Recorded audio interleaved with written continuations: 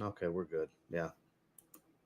Sorry about that, fellas. Yeah, for some reason it was on a different outlet instead of this microphone. I'm sure you guys can hear me now, right? You mind confirming for me? Somebody in the chat, anybody that can type. Okay, there we go. We're good. I appreciate you guys. So, like I was saying, we'll probably hang out till halftime. We'll see how it goes because I mean, this is the first. Will I be doing more of these in the future, like every week? I don't know. Depends on how this one goes. Obviously, I can't show copyrighted NFL footage. Like I have Red Zone on up here on the top screen. We have the leagues pulled up. We'll do a split screen here in just a little bit, but mainly just talking fantasy. I had a couple of people that suggested and requested that we do this, so we're going to do this. We're going to talk fantasy for a little while here today. Parents literally just left about 30 minutes ago, so I'm free to do some streaming. I'm not hosting anymore. And no, this is not a Marcus Colston jersey. This is a custom elite jersey. As you can see, it says Team Gates on the back. When they first switched to the Nike jerseys years ago, I ordered this from NFLshop.com. Got the customized elite jersey. So this is the the heavy duty on field that they actually wear. Now those Chinese jerseys for me, guys, because I know somebody's going to ask. No, this is not a Marcus Colston jersey. 12 is just my number. That always has been. And but good to see all of you. Like I said, I definitely do not expect a very large crowd because typically the few times I've gone live on this channel, I didn't really have much of a large crowd anyway. And then it's the first week of the NFL, so I'm sure not everybody's going to want to sit here and hang out watching a live stream for a little while. But I appreciate those of you that are here. I see all of you guys talking it up in the chat. So yeah, let me finish getting this set up. So I was trying to get everything situated. But, got Red Zone. I wish we could put everything live on what's going on the screen, but it's copyrighted stuff. The NFL doesn't play around. They'll literally pull this stream down while it's live. It's not the same as getting a copyright strike. When it comes to stuff with the NFL, they'll pull that son of a bitch down and put a strike on this channel. So yeah, we're not going to play around with that. But let me finish trying to get this set up. So who's playing what leagues? Let me know down below. You guys playing any standard scoring, half PPR, point per reception, full point per reception league, dynasty leagues? I'd love to know who's playing a dynasty league. We'll take a look at my dynasty league in a little bit. I'm only in 2 leagues. I used to be in 5 or 6 leagues at one point, but this is my main 2 that I've been in the longest. One redraft PPR league, and then my dynasty league where we have 40-man rosters. We have everything but offensive linemen and punters. So play for Fresno. He was my favorite college quarterback for a while. I really hope he does well for you.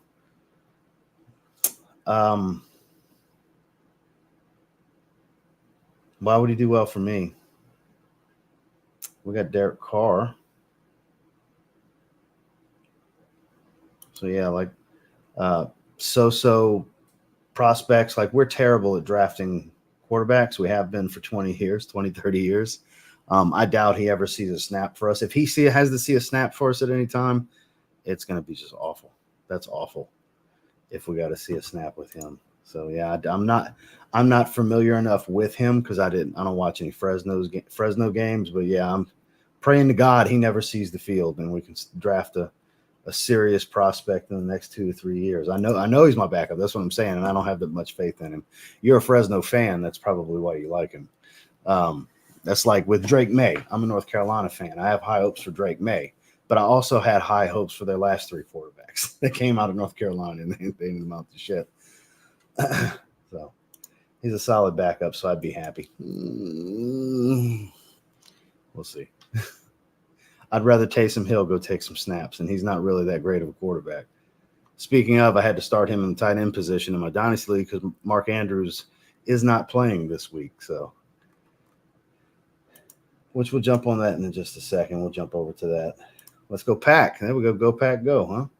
Jordan Love, speaking of crossing your fingers and hoping for something great, I mean, I don't expect us to be some Super Bowl run. I'm just hoping for a playoff spot. Our division is awful. It was pretty impressive to watch. Now, I assumed you were a Fresno fan then. Yeah, our division, like I was saying, is awful. It's anybody's division to win. I'm pretty confident we can win the division, but that's not saying much considering the division as a whole is just terrible. No, you're not a fan, but how do you think Dallas fares today around the season? Oh, God, Cowboys fans.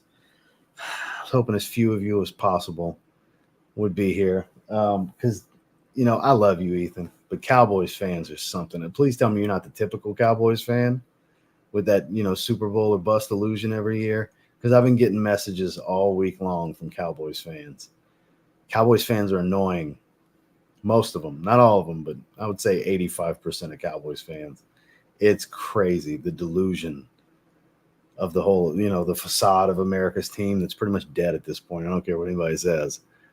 I don't think they're going to have some Super Bowl run. I think they'll be a playoff team like they usually are. But, I don't expect a Super Bowl run or anything like that. As far as the NFC, I would say if Brock Purdy can stay healthy and show some of the flashes and flair that he had late last year before he got hurt, I think the Niners have a shot, not the favorite, but have a shot of getting to the NFC Championship. But as far as the NFC, it's kind of wide open for the most part. AFC, it's the Chiefs' conference to lose, right? But the Bengals, Jacksonville is going to be really good this year. But obviously Cincinnati and Buffalo and Kansas City are your three favorites going into the AFC this year as far as who's going to win the conference. I would say Minnesota's got a really good shot in the NFC. All depends, though. It all depends. I think losing Dalvin Cook doesn't help as much because they had a two-headed monster with Madison and Cook. Now they just have Alexander Madison, which, don't get me wrong, I've drafted him as a rookie. I've been having him in Dynasty League since he came into the league, and he was always great when Cook would get hurt. He's going to be great this year, but we'll see because they don't have the two-headed monster anymore. Now it's him and I couldn't even tell you who their backup is right now. I'm a Patriots fan. Let's get that out there. Not happy about how the Texans worked on us. It's understandable. That's understandable. But I tell you what, I can't wait to see what Stroud's going to be. I drafted him as a rookie just to kind of sit back. I have Herbert's my starter in Dynasty. Cardinals fan, just hope for a decent season. I feel your pain, man. Yeah, it's a weird situation out in Arizona. Far from the typical fan. Okay, that's what I wanted to hear. I'm always hopeful but realistic. That's all you can expect from the logical fans of every team. You need logical fans from every team, not just blind. Yeah, we're gonna do it. You can't have that. You have that with every fan base, but you don't really want to. Kiss my butt, Ross. Ha ha ha. See, there's a delusional Cowboys fan. There you go. Hate Cowboys for no good reason. Probably because everyone loved them in the 90s, and I'm a contrarian. There you go. Would like to see the Ravens do well. So they're kind of the dark horse in the AFC because a healthy Ravens is a deadly Ravens. That's the thing. A healthy Ravens can be a deadly Ravens. So barring health, they could potentially make the conference finals. You know what I mean? They could be in the AFC Championship. It's possible. They're that fourth team because I think it's the 4-hole for the top 4 favorites in the AFC. It's who do you like more at Jacksonville and Baltimore, basically, because I think the 3 clear-cut favorites, obviously barring injury, are Cincinnati, Buffalo, and Kansas City. That's you just being ridiculous if you think it's anybody other than those 3 in the AFC. Or you're just a really big fan of Jacksonville or Baltimore or something like that to think they're the favorite. But I get it. Like I said, I have hope. I have hope with us, but I'm also realistic. I don't expect us to win any Super Bowls anytime soon. I just want us to be competitive and have something to build on, basically, as far as the Saints. NFC's wide open. Exactly. I don't really think there's a whole lot as far as favorites, like a clear-cut favorite to come out of the NFC. Whereas, like I said, the 5 we were just discussing, it could be any one of those 5 in the AFC. Pretty much, like, I would say it's the likelihood is the Chiefs versus and insert one of the other 4 we just talked about. That's where it's up for. The second hole is what's up for debate because as long as Patrick Mahomes is playing, the Chiefs are going to be there in the end. Even if Kelsey was to not play the rest of the year. As long as Patrick Mahomes is on the field and they can keep him upright enough to scramble around and make a play. Because they don't have shit for weapons outside of Kelsey. They got a good 2-headed monster at running back, which I'm glad I didn't start Pacheco in either league, even though he's the rated starter that I should have went with in both leagues. Rolling with Cook as my number 2. Justin Jefferson is ridiculously dangerous. That's what I think.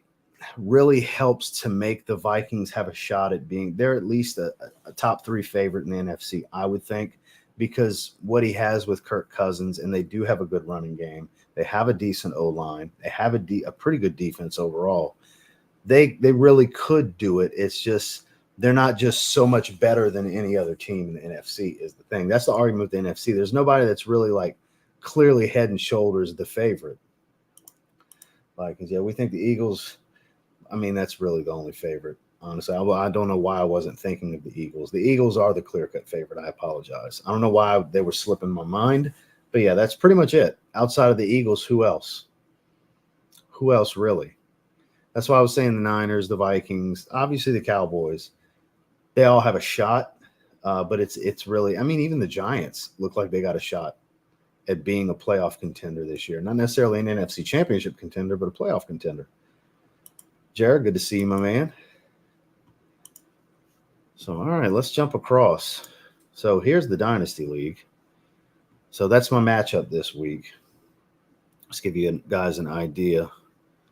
Head over to submit lineup. Let me switch the view. Where's it at? There it is. Okay. Is it not at 110%? Here we go. Let's do 120. Okay, so yeah, I had Brady retire on me. So I had to pick up some people. So I made a late round pick trade for Goff as a backup because Herbert's my franchise, obviously. And then I scooped up CJ Stroud and I picked up Russell Wilson for a 3rd round pick for next year just because I have faith in what Sean Payton can do with him. You know, one bad year in a new offense isn't going to make me get so down on Russell Wilson that I won't scoop him up for a 3rd round pick. So just to give you guys an idea of how this league works, I can trade. So we have 7 rounds in every draft every year. We only draft rookies, incoming, and free agents, which just to give you guys an idea, like we have a free agent offense and free agent defense. So it's all cut players from over the years. Like there's my roster and all my picks that I can trade. And then this is everybody that's in free agency. It's not just people who didn't get drafted. You can't just like, let's say Herbert gets hurt. I can't just go pick up, like Anthony Richardson didn't get drafted. I can't just go pick up Anthony Richardson. But as long as he has the kind of rookie season I'm expecting, Anthony Richardson's going to be a top 2 or 3 pick in this league's draft next year. Just to give you guys an idea of how it works. So, yeah, this is just cut players. This is just on the offense. So if you want to pick up an offensive player, you have to make a trade with the free agent offense is what it comes down to for this particular league. But my running back depth is the weakest part of my team because of the strength of my defense and my wide receiving core is what it comes down to. I always have the top number 1 or number 2 receiving core in the league. That's how I built my team over the years because this league is, Jesus, how old is this league now? 11 years, 12 years, something like that, this particular league. But here's the full roster. It's a 40-man roster. Like I said, the only thing we don't have is offensive linemen and punters. But we got tackles, ends, linebackers, safeties, corners, all of that good stuff. So let me go back to live scoring for now. I am playing against Jalen Hurts. Like he's got great running backs. He's got a great receiving core set up and everything. It's just when you start getting into his defense, that's where a lot of his weakness is. So the scoring system to this, it's like running a real franchise where if you have a top 5 quarterback, you can have more weaknesses elsewhere because your quarterback is going to make up for kind of like say you don't have the best running game or you only have one really good receiver. Or maybe you have a couple number 2s and a number 4 at receiver instead of like a couple of like I got a bunch of number 1s, number 1s and high end 2s.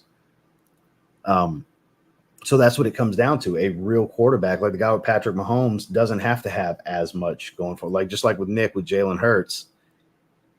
He's got a pretty well-built team. He's actually the favorite in this matchup against me. 60% chance to win going into it. Neither of us had a player on Thursday because we didn't start anybody that we had playing. I had Brian Branch who had that pick on Mahomes and then got hurt. I drafted him as a rookie this year. But as you can see, so going back to the scoring, so see how he, as a cornerback, he's got 18.5 points. So that interception for a touchdown, he got a point for the pass defended. He got 5 points for the interception, and he got 10 points for the touchdown, because every touchdown in this league is worth 10 points. That's where it goes back to what I was saying about quarterbacks. It's quarterback heavy. So think to the standard scoring in your redraft league where you draft a new team every year. The standard scoring is every 25 yards is a point, passing yards. Here, it's every 10 yards, just like with rushing and receiving in standard leagues. So quarterbacks get more points off of passing yards than they do in other leagues. And then every touchdown. So standard scoring for a quarterback's passing touchdown in standard leagues is 4 points. Again, every touchdown is 10 points. So you see what I'm saying? So when you have your higher yardage, higher passing touchdown quarterbacks, they're ridiculous. Or when you have somebody like a Jalen Hurts who had 14 rushing touchdowns last year, just to show you guys what his stats looked like last year with 22 touchdowns, he had 716 points. Okay, so quarterbacks, we've had 100-point weeks out of quarterbacks. Okay, a really good week, the high point matchup every week is usually in the low 300s between the matchups. A good team is going to average, a really good team, like a top 2 or 3 team in this league, is going to average 250 points or better a week. So consistency is a real thing in this league. So I know I'm not really paying too much attention to the chat at the moment. Just want to give you guys an idea, because this is such a unique league for what most people are used to. I mean, there's tons of people, thousands and thousands of people that play Dynasty keepers like these. But it's just so unique. Like here's another one, Devontae Adams, for example. Okay, everybody knows about his stat lines, you know. So let's just look at last year: 100 catches, 1,500 yards, 14 touchdowns. The man had almost 400 points. Okay, if you break that down on average, let's go to player stats. Let's go wide receivers from 2022. So Justin Jefferson averaged 47 points a game. Cooper Kupp averaged 36. And then you look at 4, 5, 6, and 7. That's all on my team. I had 4 of the top 7 receivers last season. See what I'm saying? I always have usually the best the best receiving core, because it's pretty hard to have all of that going on in the top 10. But just to give you guys an idea, but here's where it gets crazy. Patrick Mahomes averaged almost 90 points. So you can have more weaknesses on a team with Patrick Mahomes because he makes up for a lot. He makes up for a whole lot. So let's take a look at his stat page real quick. 86, 42, 36, 52, 69, 67, 65, 73, 64. 918 points. Patrick Mahomes had over 900 points. He was the best player in fantasy. Yeah, he makes a difference. So enough about that. And then we'll look at the redraft league here in just a little bit. We'll go ahead and pull this down. Let me get caught up with you guys. So they're showing the Saints on screen right now. Let's see what's going on. Looks like kickoff. 12:04. Yeah, so it's kickoff. Because I have it on Red Zone. I don't have Sunday tickets, so I'm not watching the Saints game straight up on the TV over here. So we received the kick. Taking it out to the 23.5-yard line. So we got the ball to start the game. We got an 8 box. Anybody scoring an opening drive yet? No. So we got 8 games in the window: Carolina, Atlanta, Houston and Baltimore, Cincinnati, Cleveland, Jacksonville, Indy, which that's going to be a good game, Arizona and Washington. Ugh, what a poo game. San Francisco and Pittsburgh, us, and then I didn't see the last game. So here we go. Where was I? Giants are a good team, but I can't lie. Waller's scary. Well, Darren Waller is very scary. Las Vegas screwed up by getting rid of him, I think. Yeah, that's exactly my thing. With health, a healthy 49ers is super dangerous in the NFC. The right coaching scheme, and he's really good at putting the right players in place. I'll tell you this, if Brock Purdy, regardless of Brandon Ayuk and Deebo Samuel and George Kittle staying healthy, obviously as long as you at least have one of them, with Brock Purdy and Christian McCaffrey, you have a great offense in that scheme. That's the key, is you need McCaffrey more than you even need Purdy in this situation, because McCaffrey can do so much for that offense. So that's the biggest factor. McCaffrey needs to stay healthy. And if they stay, let's say 80% healthy on that roster, especially the starting offense, if they stay 80% healthy, that's going to be your NFC Championship, probably, them and the Eagles. Same thing, as long as they stay 80% healthy. As long as Jalen Hurts stays on the field and they have one of the two with Devontae Smith or A.J. Brown, they're going to be in good shape. Eagles, Niners, Cowboys, Seahawks, Saints, Giants. I would have – it's hard for me to bump the Seahawks here because I totally get where you're coming from, but I would have the Vikings in there over the Seahawks. I appreciate the love for us because we do have a good roster. We have a great roster. We have a top 10 defense overall, not just segmented, but overall defense. We have a top 10 defense, and that's a big thing. That'll keep you in games. As long as you don't turn the ball over, a lot of top 10 defense will keep you in games. You're a playoff team most of the time. And that's pretty much what we can be. I think Carr's a massive improvement for us. So we'll see how it goes. And is Michael Thomas staying healthy on the field only helps Olave. Even when Kamara comes back, we'll be in better shape. You have a real red zone threat with Jamal Williams, weird ass, in the backfield for us. So we'll see. I don't buy the Purdy hype yet. Well, that's the thing. It's only been a small display of what he's capable of, Mr. Irrelevant, but I believe in him. I saw the flashes and I liked what I saw. 10-plus year running, 10-team PPR league, felt the best draft ever for me. McCaffrey and Henry. How the hell did you pull that off? Play with dumbasses? How did you get that? That's 2 top 5 picks. Montgomery, Debo, Olave, just traded Hawkinson for Devontae. What? Cousins and A-Rod and Njoku. Well, you got to suffer somewhere. And Njoku at tight end. That's serviceable. But, I mean, I could see you got to suffer at a position somewhere getting that. How the hell did you get Derrick Henry and McCaffrey? Derrick Henry's like the number 2 or 3 ranked running back, depending on your scoring system. Even in standard scoring, he's like number 2. Let alone PPR, which he don't catch a lot of balls, but he catches some balls. Damn. I'm about to start. I need my Patriots to do something this year. After, as good as my friend puts it, my Celtics blew it. Yeah. Yeah. Justin Jefferson, it's not even fair. I'll tell you what, watch out for Calvin Ridley with Jacksonville this year and Garrett Wilson. Garrett Wilson's really going to build off of that rookie season, that rookie of the year campaign he had last year. Garrett Wilson, if him and Aaron Rodgers both stay healthy, he's going to be a top 3 fantasy player this year. Mark my words. If Justin Jefferson stays healthy, it'll be him, and then probably Garrett Wilson will be number 2. Because Aaron Rodgers is what helped make Devontae Adams. Coming to the league playing with that, you can develop your skill set a lot easier when you have that type of talent throwing you the ball. Mark my words, Garrett Wilson.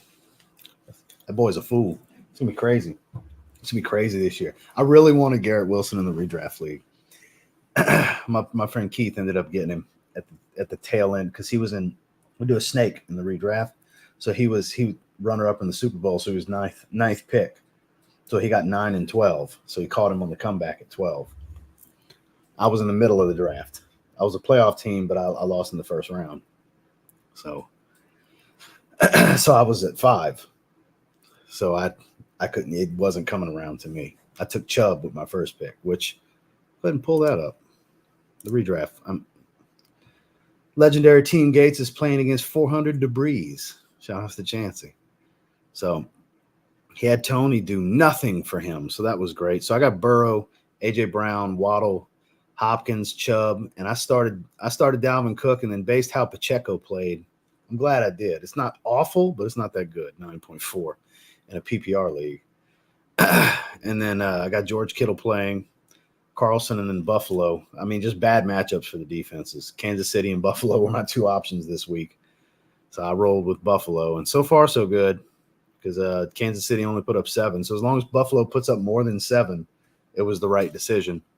Playing against Lamar Jackson, Amari Cooper, Mike Evans, played against Tony, Najee Harris, and Miles Sanders, Kmet, Jake Elliott, and Atlanta's defense, which could really do something. They're playing Carolina, speaking of that awful NFC South that we have. And then You got Jefferson, Travis Kelce on the bench. Obviously, I lucked out there because he's got Kelce hurt. Javon Williams, Tua Tagovailoa, Odell on the bench, Samaje Perine, got Collins on the bench. Patterson's his backup kicker, Miami D, and he's got Cooper Kupp on IR. We do have an IR slot.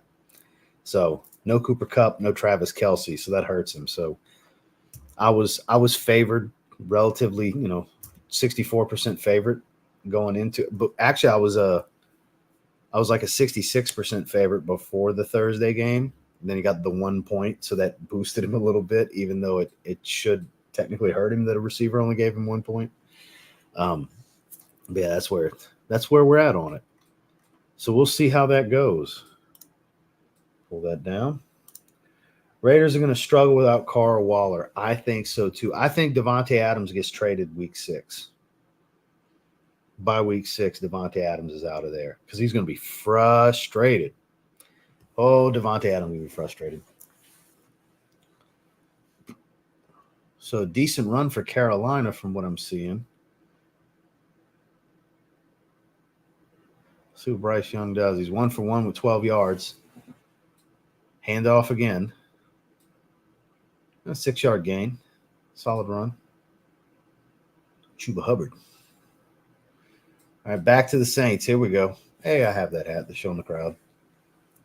See if I can see my cousin. He's been having season tickets for years. I've seen him so many times on TV, it's unreal.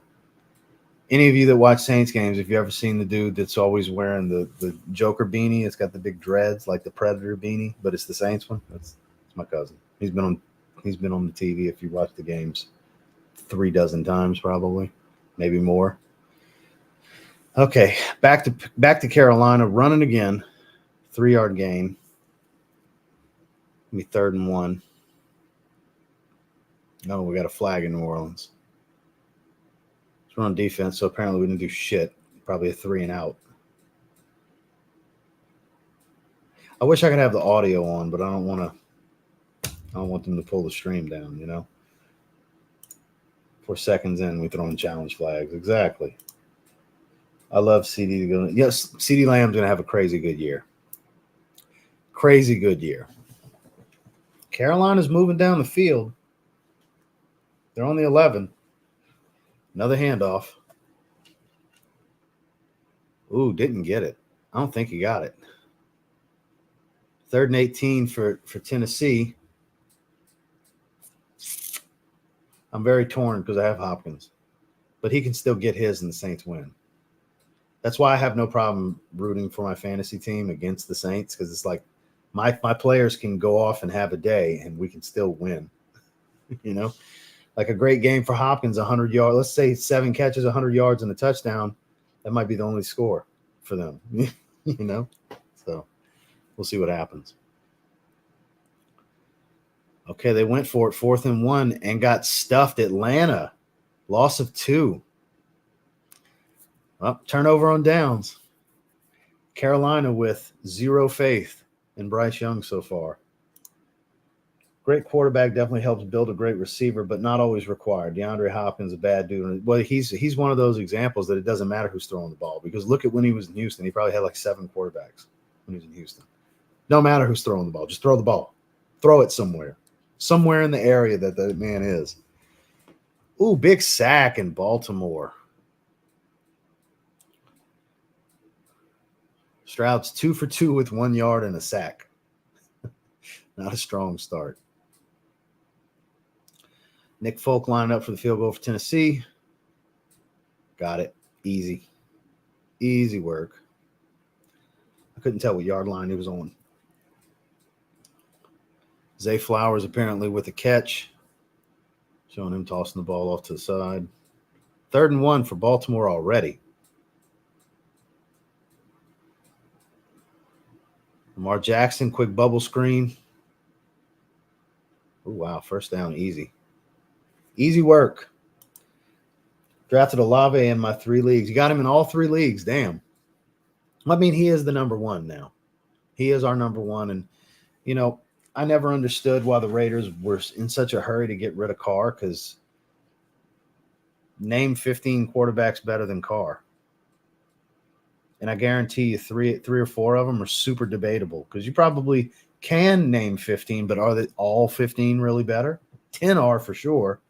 There's 10 I'd rather have over him, but he's not in the bottom half of starting quarterbacks.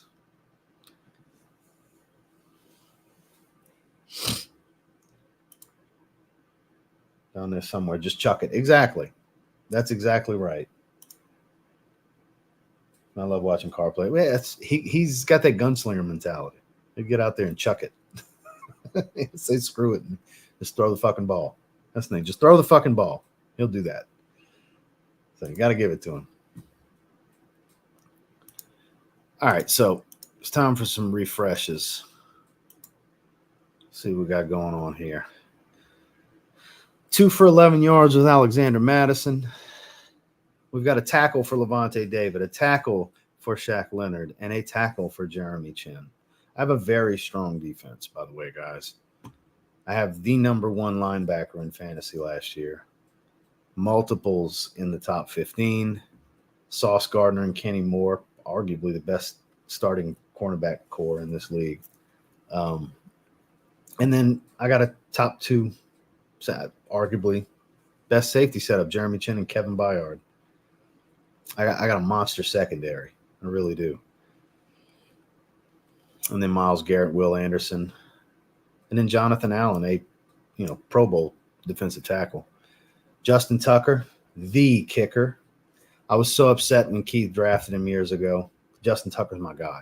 I get him in every league every year. I didn't get him in my redraft league this year. Keith got him just to piss me. Brad got him just to piss me off. Because I'm usually the guy that starts the kicker trend because I have to have Justin Tucker. That's my guy. I usually take a kicker a few rounds earlier than most people start taking kickers, usually 2 rounds earlier. Because Justin Tucker is that guy at kicker. And so I traded – who did I have back then? It was Matt Prater when he was still doing really well for Denver. Him and a 3rd-round pick to get Tucker years ago. And, so I have the best kicker in fantasy long term. And he's still not that old. I mean, what is he, 31? 33. I mean, kickers go for a really long time. So let's see. He's got a rush for 4 yards with Dobbins so far. Brian Burns, got a sack fumble already. So he's got a defensive end with 7 points, 2 tackles, a sack, and a forced fumble. So the full fumble will get you 5 points. You force the fumble, it's 2 points. You recover the fumble, it's 3 points. So you can see how it says FF right here, forced fumble, and then you have FR for fumble recovery. So he didn't recover it. Benjamin Davis has a tackle. Fred Warner with 2 tackles, and you got a pass defended for Pete Werner. 4 assists for Richie Grant already. He's been in on 4 tackles already. So an assisted tackle is half a point. Solo tackle is a whole point. Pass defended is a point. Forced fumble, 2 points. Fumble recovery, 3 points. Interception, 5 points. Touchdown, 10 points. Safeties, 2 points, obviously. Passing, 2-point conversion. Rushing 2-point conversions are 2 points apiece.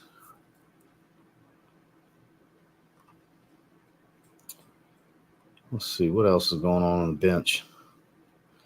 Nothing else really exciting that didn't happen on Thursday on that bench. And let's see what we have going on in the redraft.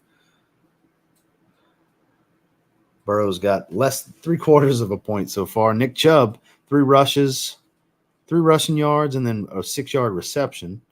And then Kittle's got an 11-yard reception. Lamar Jackson threw a pick already. Najee Harris minus 2 rushing yards. Miles Sanders has 17 yards. So I drafted Anthony Richardson as my backup Q. I really think he could be the rookie of the year on the offense this year. I think, anyways. We'll see. We'll see what happens. It's a gut feeling. Let's get some play action going. Imagine having Henry and Hopkins. Man, no excuses for the Titans anymore. I agree. I completely agree. Beautiful completion. Carr doing things. Well, I wish I could really watch everything. I see we got a sideline catch right now. It's under review. It went away. All right, now we're Jacksonville and Indy.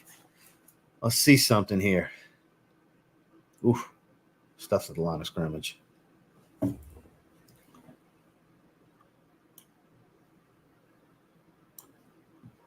So we're going to hang out for a little while. I mean, it's not like I have a big crowd. I have 2 people right now.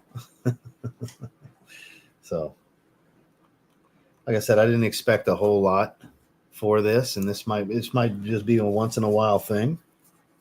No big deal. It's worth trying for week 1. For the love of God. Play action would have been great right here.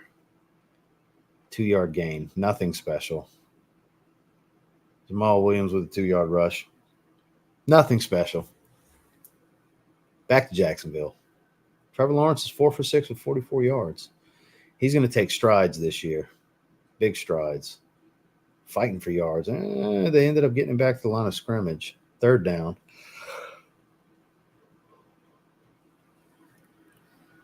I wonder if I put it on over here, if the mic's really going to pick up the audio, because I'd like to be able to hear Red Zone. It's just, I hope you guys can't hear it through the speakers, because then I'll be okay, as long as you guys don't hear it. Never mind. Exactly.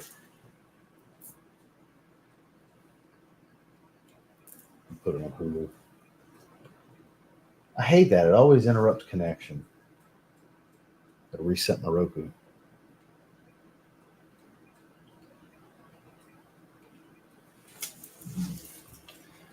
Come on, Carr. 3rd and 7. Move the chains, damn it. I mean, we're only 1 yard away from that. But at least get a new set of downs. Get to the goal line. Michael Thomas doing the splits. Jesus. Well, it's going to be a field goal game to start this first half anyways. Saints about to score. We ain't going for it. We're going to kick that field goal. Alexander Madison, 3 rushes for 16 yards and a 3-yard reception. So they're feeding him a little bit. Levante David's got another tackle. Shit, Brian Burns, defensive end in the first quarter, has already got 11 points. 4 tackles, 4 solo tackles, 1 assist, 1.5 sacks, and a forced fumble. That boy's having him a game already. You start going double digits with a defensive end, you're in good shape, because they mainly get a lot of sacks. That's what you want, is the sack leaders. That's why Myles Garrett's so valuable. I have Myles Garrett. Man. He's getting me. So field goal's good. Yes, restart Roku. Yes, restart now.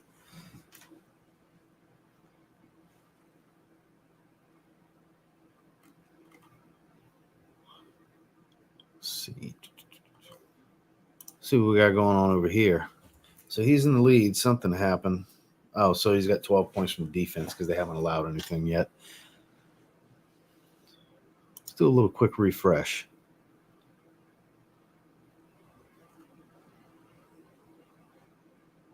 Yep, nothing crazy going on here. There we go.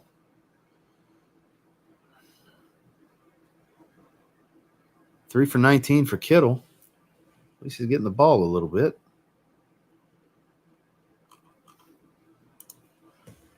All right, Stroud's back with the ball. Obviously, I have faith in him developing. I just want to see some progress from now to year 3, basically, because he's starting from week 1, you know. So there's going to be a lot of growing pains for Houston. They're going to be terrible this year. They were terrible before. That's how they got him. But oh, here we go, San Francisco. Scramble. Good completion. Well, Kittle's just going to rack up these receptions. If that's going to be the strategy. Ooh, blocked. Is this a replay? That must be a replay from earlier, yeah. Because I didn't see that when it happened live. That's a replay. The blocked field goal.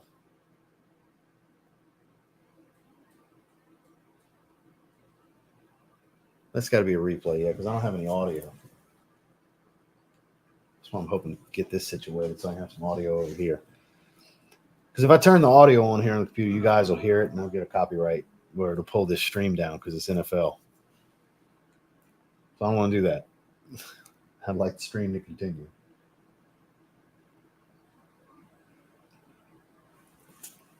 Let me know if you guys can hear this coming through whenever it starts. Do y'all hear that? Somebody let me know. So I'm going to turn it down if so. Nick, let me know. Can you hear the audio? Can you hear Red Zone coming through the mic? Or is it just kind of muffled background noise?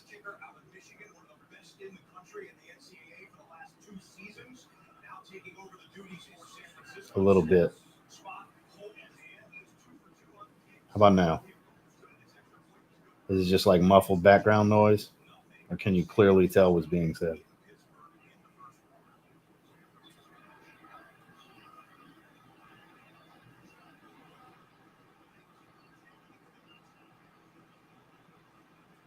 How about now?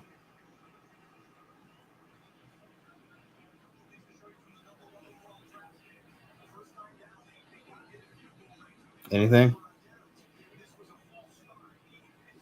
It's muffled now. Okay, we're good. It's enough for me to hear. So we're good.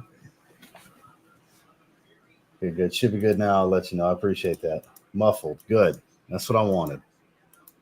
I don't have to worry about the stream getting pulled down or any copyrights then. If it's not distinguishable and clear, I'm good.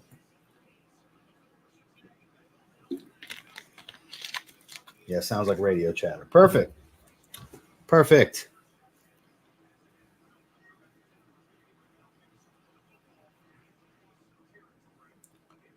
So it's funny, on my computer, it's actually a few seconds ahead than it is on the Roku on the Plasma over here. It's a few second delay between the two, like 3 seconds. So that's live and the computer's delayed. Like, well, that's quicker. The delay is on the computer. I'm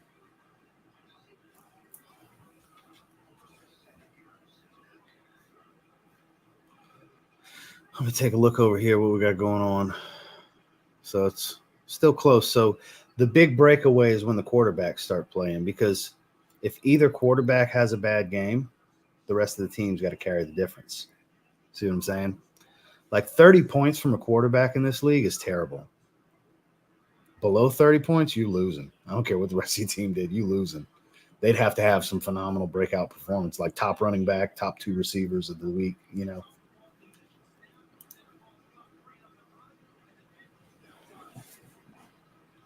Yep, I see that right there on the bottom line. 10-0. Doug Peterson, the quarterback whisperer. It was a good grab. It was a bad throw. Anthony Richardson threw it a little high. Let's see what we got going on over here. Chubb's starting to get a few yards. He got 42 total yards. We're getting there, little by little. He's got a pick from Atlanta.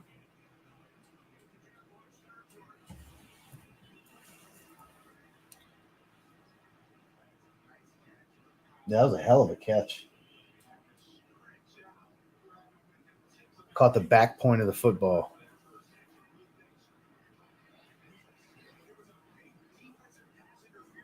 I've always been partial to Washington's colors because I went to Terrebonne High School, and that crimson and gold, that was our color. That still is their colors, but that was our colors. Terrebonne Tigers. I can hear it, but it's muffled. Good. That's exactly what I'm looking for. Wonder what kind of game Scary Terry's going to have over in Washington.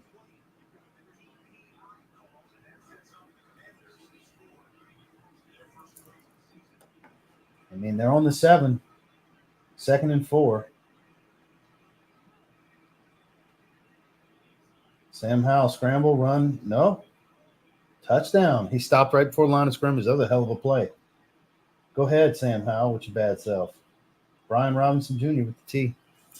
That was a good play by Sam Howell. That was a damn good play. He feinted the run, got to the line of scrimmage, stopped, and dropped it off. Like 4 yards out on the pass, 5 yards out.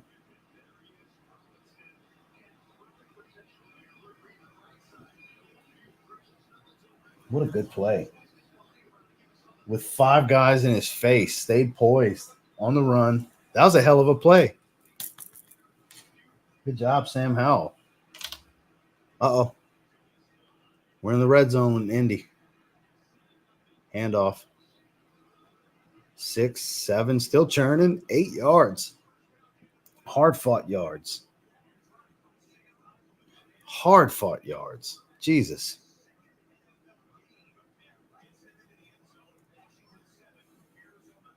Atlanta's in the red zone. Looking at Von Bell, former Saint. Over his shoulder.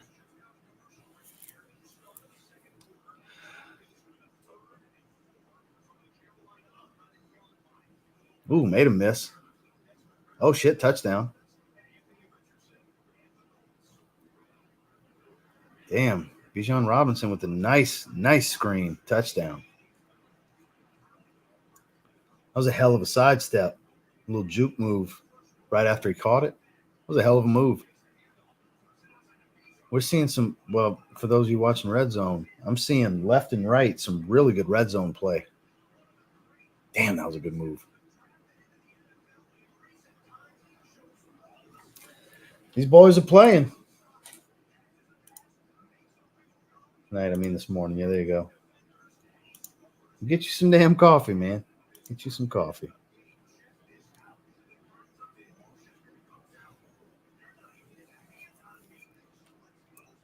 I'm surprised Minnesota hasn't scored yet because Tampa is sorry this year. They're in the red zone, though. I got to give them that. Oh, sack.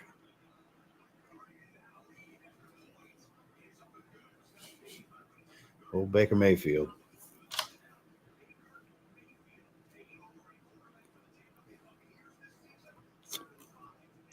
See what else we got here. Uh-oh. Starting to do stuff to me. His points are piling up. That's mainly because of Brian Burns. Yeah, I need Alexander Madison to do something for me once they get the ball back.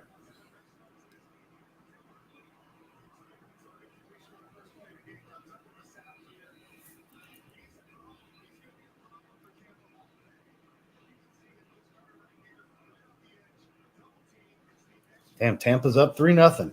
I mean, I'm surprised they're getting in the red zone, to be completely honest with you. I figured this would be very lopsided very early. Because, I mean, a Baker Mayfield-led team, I mean, he's getting passed around the league like a cheap whore. He's played for, 4 teams now? Here we go, back on New Orleans.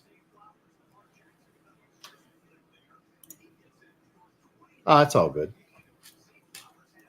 It's just one of those things where it's I gotta want to do it, you know?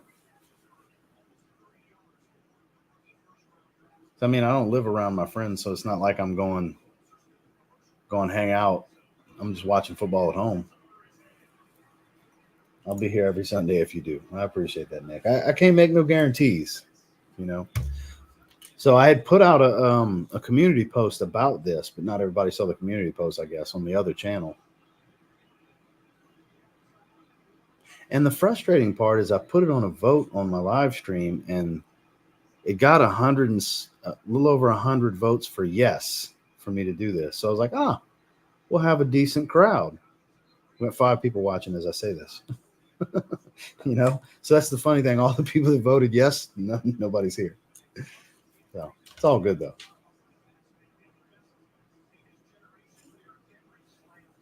Anthony Richardson with touchdown.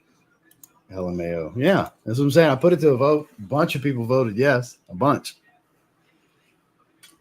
Guess they forgot or didn't set a reminder or something. I don't know. Whatever. We got 9 now, right when I say that, but I appreciate you guys being here. Those that are.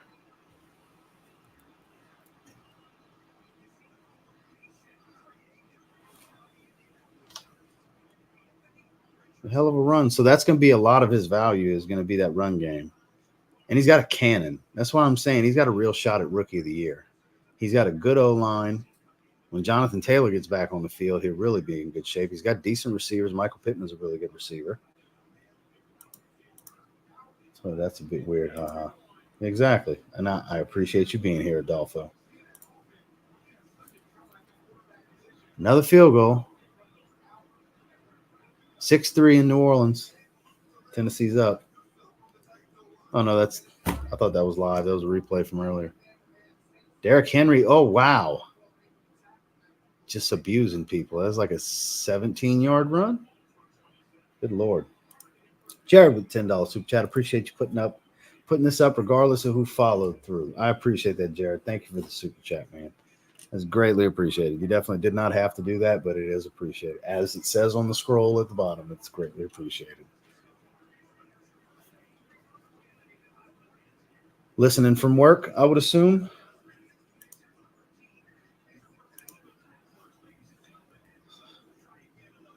Dobbins with the score. That hurts. So he jumped up to a nice little lead now, 43-15, because of that Dobbins touchdown. So as you can see, he's only got 11 yards, one catch for 10 yards. So he's got 2.1 points on yards, 1 point for a reception. There's 3.1. And then your touchdown, 10 points. Boom. So I'm saying it's a touchdown-heavy league.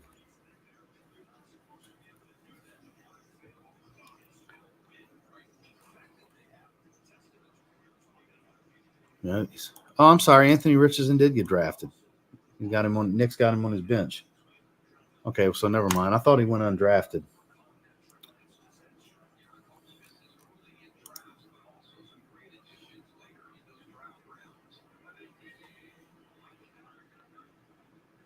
So Lamar's starting to get a few yards.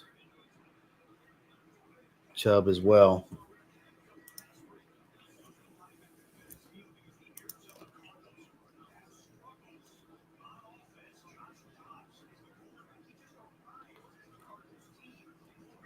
See who's doing what. You guys can see some of the names. 400 Degrees, Air Jordans, that's my cousin. Fear the Beard, J Money's Undertakers, Comeback Kings, obviously the legendary Team Gates, TLTG.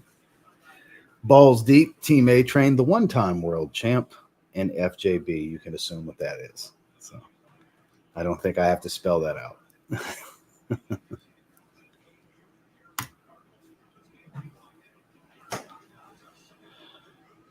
Now Hopkins with 2 for 24. Amari Cooper caught a 20-yard pass. So slow start for sure. Adolfo with the $10 super chat. I appreciate you, my man. Thank you for chilling with us in football. Well, thank you for chilling with me. Because, I mean, it would just been me hanging out, sitting on the couch watching, just kicking it. And I'm telling you, 49ers is really the only team I see today playing with any ferocity. That's what I'm saying, man. If they stay healthy, they might be in the Super Bowl this year. They have a great roster that's been together for a few years. Obviously, Purdy's the newest addition because McCaffrey's been on the team for 2 years now. Ayuk, Kittle, and Debo been around for a while. Great coaching staff. The right scheme with the right players in place for the scheme and the philosophy. The culture is really good there. I'm saying health is the only thing that can stop the 49ers. I think a healthy 49ers is deadly for Philadelphia. But they have to stay healthy, and that's been the issue. So we'll see what happens. But I appreciate the super chats, guys. I really do. And I appreciate, hey, we're up to double digits in viewers. Welcome, everyone. We're just hanging out, talking football, chatting. I'd love to have Red Zone on screen, but I don't want to get the stream pulled down. I would love to be able to just sit here and watch Red Zone with you guys live. But we got the leagues pulled up. For those of you just joining, this is my PPR Redraft League, and this is my Dynasty League. Oh, and in the corner over here, I mean, you see it right here, but on the screen up there, that's my actual fantasy sports logo. Money sign over the sun with Gates. Because that's what everybody asks me all the time, what's TLTG stand for? It stands for the name you see on screen, the legendary Team Gates.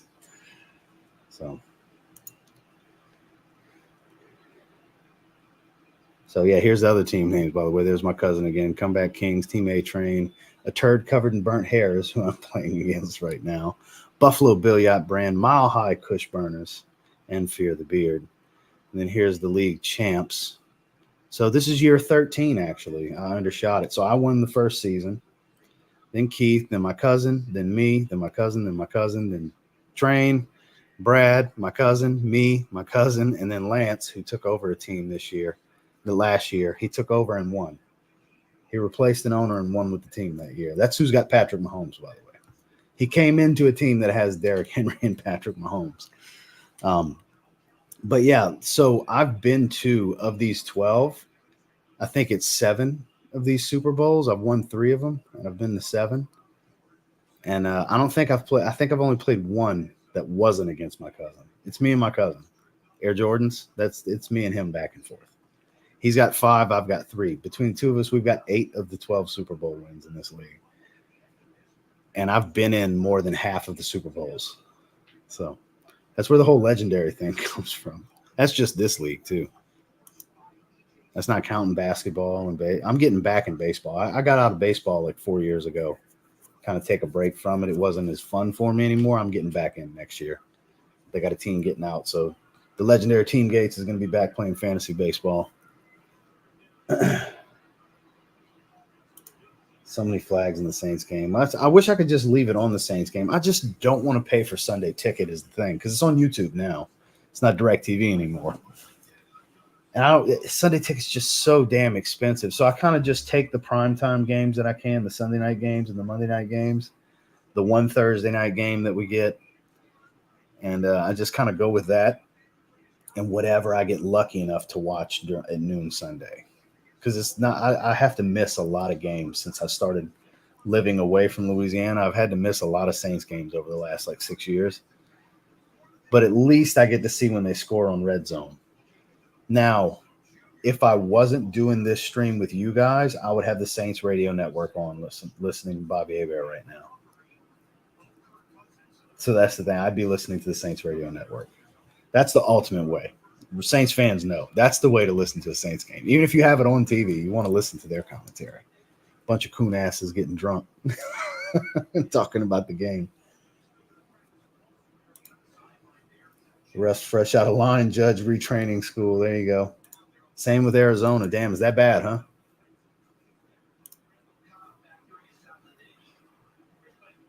Back to live scoring. Let's see what's going on. Yeah, not a whole lot's going on right now. Taysom Hill hasn't even done anything in the game. So the reason I'm starting, for those of you that weren't here earlier, I had to start Taysom Hill. He's in the tight end slot because Mark Andrews isn't playing.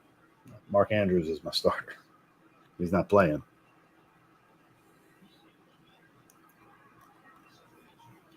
See who's doing what.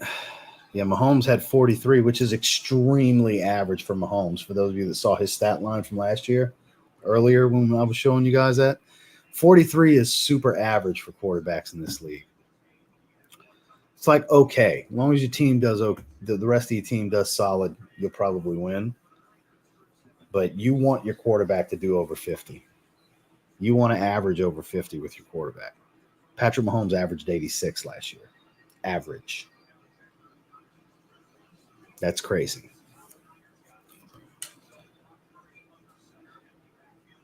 Yeah, Derrick Henry. He had to start Jamal Williams. I'd have probably started James Conner. I would think he's still the starter. And they're going to have to rely on him. I would have probably started James Conner over Jamal Williams. But then again, no Alvin Kamara. I understand the logic. I get it. But it's definitely going to be it's a committee approach in New Orleans with no Alvin Kamara. Pull that down. Uh-oh. Ayuk. Yep, Brandon Ayuk with touchdown. From San Francisco. They're going to be rough for everybody that plays them. San Francisco is going to be just rough. If I was in their division, I'd be rooting for some injuries. Because that's the only thing that's going to stop San Francisco this year. Wow. Where's the flag? He was holding his. I mean, it don't matter. He scored, but that was aggressive defensive holding, not just pass interference. Hell of a play by Brandon Ayuk. Shit.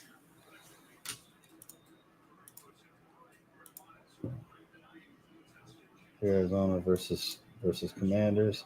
My Longhorns beat Alabama. That they did. So I'm happy. Sorry, Ross. I'm a Cowboys fan, but Saints will have a good year. Damn Cowboys, boy. So 3-7 is what you meant. Okay, I got you. All good, Grant. We got a couple other Cowboys fans in here watching right now. Ethan's a Cowboys fan. We had another Cowboys fan, but I haven't seen him in the chat in a little while. He might have left. He might still be here. I don't know.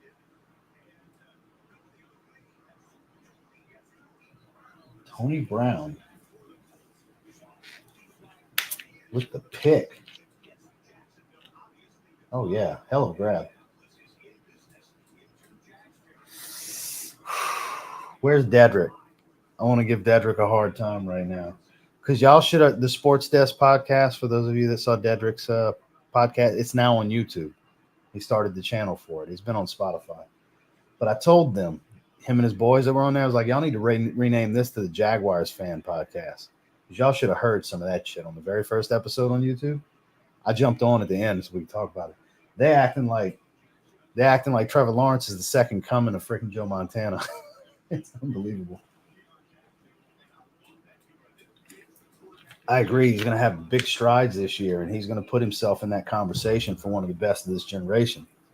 But he's got to do the work. He's got to do it this season first. And I'll tell you what, if the Colts come out and beat them handily, that's not a good look week one.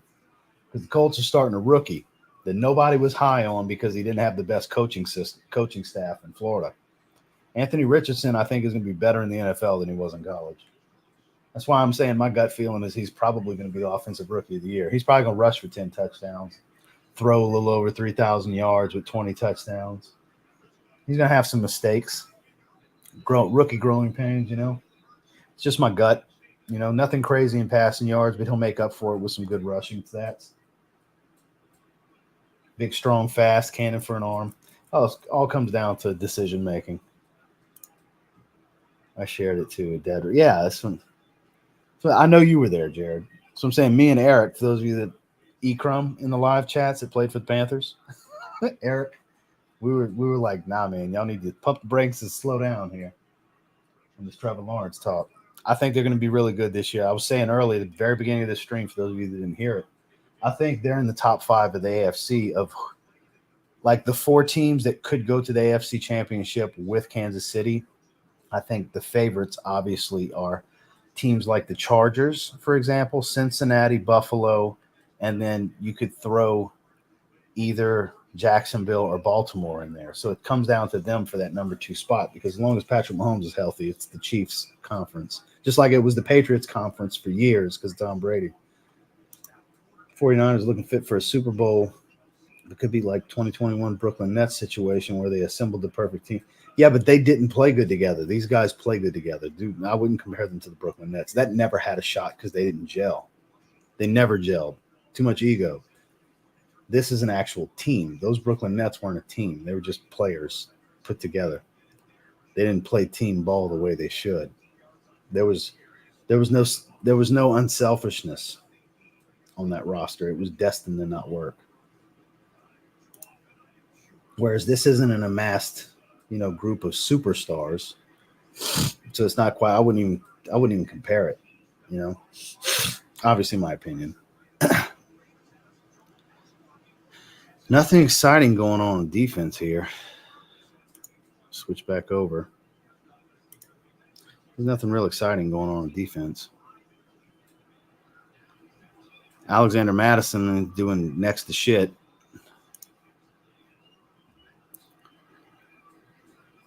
Yeah. Again, nothing special going on here. That is also true. Yeah, that's what I'm saying. It's not. I understand what you mean by putting together so many good players, but even then with San Fran, it's outside of Debo making a name for himself in San Francisco. Christian made his name outside of San Francisco, but he's like the only added superstar to the fold. Whereas it's not the same like having Debo Samuel and Brandon Ayuk, or I guess George Kittle would be the argument with Debo. And then you add Christian McCaffrey. I guess that would be the argument for the big 3 that they have. But it's not the same team aspect to it, Uh-oh. Ooh, only got 1 yard. Put Madison in there. We need Chandler in there. Shit. That helps no one. Arizona threw an interception. Can he pick it? Ooh, he just threw a pick too. Oh, dropped it. It should have been a pick.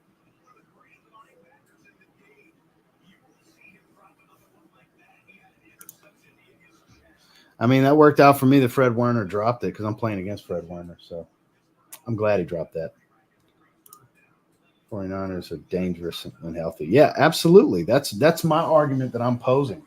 Injury is their Achilles.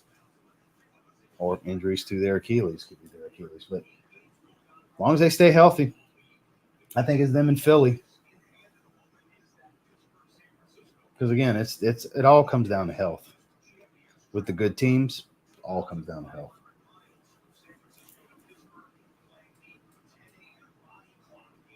So nothing crazy going on. It is early set of window. Early window set of games. Sorry for the yawn. I need some more caffeine. I'm like you, Nick. I don't need any coffee. I need some more caffeine though. Get my caffeine from other sources.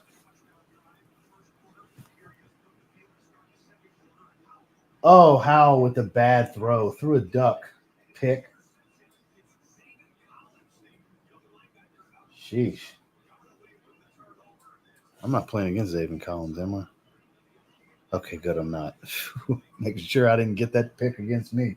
All right, back in New Orleans. Good throw. Olave. There you go. 17 yards. His first catch. Damn. What are we doing? It's his first catch. The hell of a catch across the middle, though. He turned something out of it.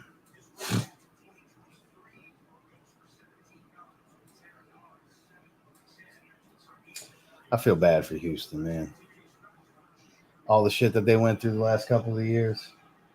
I have a couple of Houston hats. I mean, I support places I've been, because I lived in Houston. I got a few Texans hats. I always because I was always an Andre Johnson fan, you know.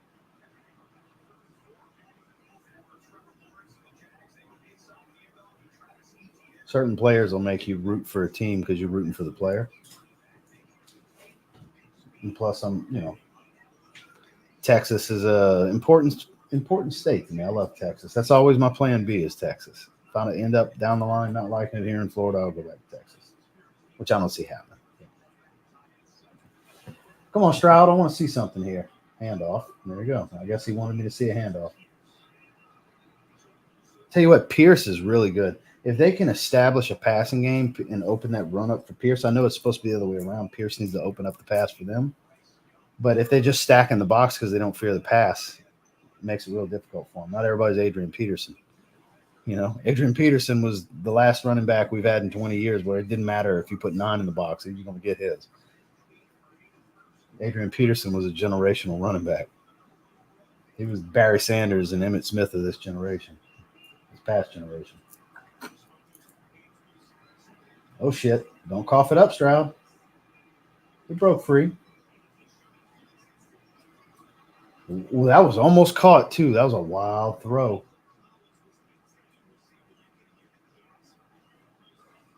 Damn. That could have been bad. Not just for a pick. Collins could have got really racked up. CJ Stroud hung his ass out to dry just now.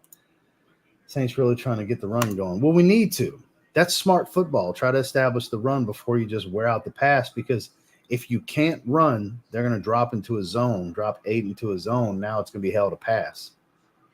I mean, that's what Nebraska was trying to do to Colorado. That's why the first half was such a slow start for Colorado. About to make a huge cup of coffee. Yeah, Texans have been through the mud. Yeah, dude. That whole Deshaun Watson situation, I mean, and it's unfortunate. And their fans. Yeah. Bill O'Brien. I've met Bill O'Brien. When I worked at Mercedes, he's got a special needs, his son's special needs. And he got a very custom equipped Sprinter van to travel with his son.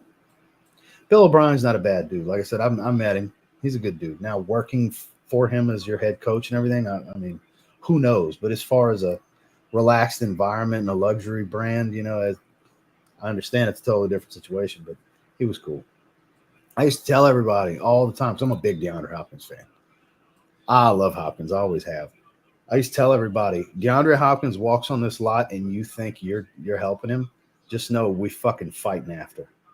Like, I don't give a fuck if I'm going to be unemployed after. Anybody here thinks they're helping DeAndre Hopkins besides me, it's going to be a problem. I'll never forget. I was like, y'all, because celebrities and athletes come through all the time when I was at Mercedes over there. But so I get it. I get it.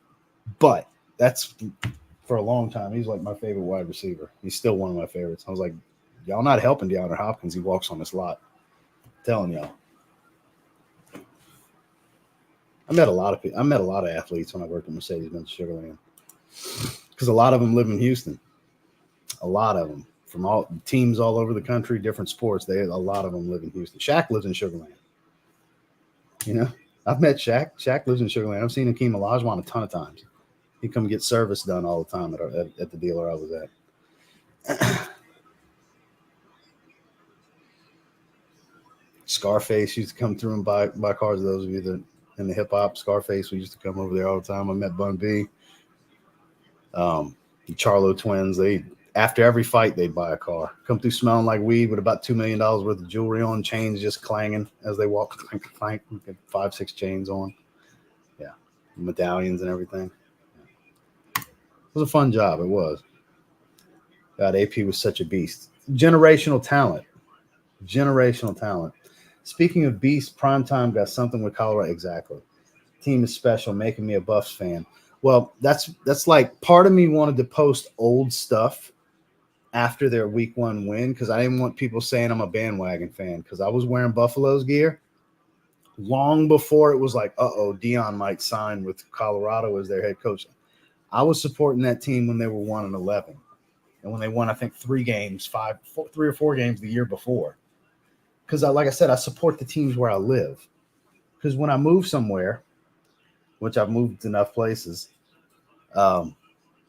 it's like, all right, which team am I going to support? Because it was like you got Colorado State Rams and you got the Colorado Buffaloes. And I was like, I'm going to keep an eye on the Buffaloes. Obviously, the color scheme really caught my eye right away.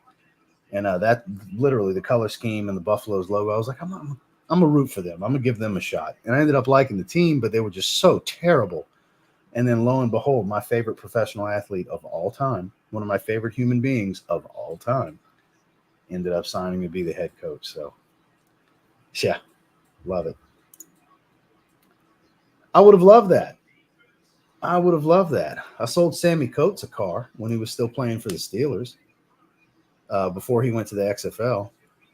And he was playing for the Houston Roughnecks the year before when he was still playing for the Steelers. Who else? Antonio McDyess, the old Nuggets fans.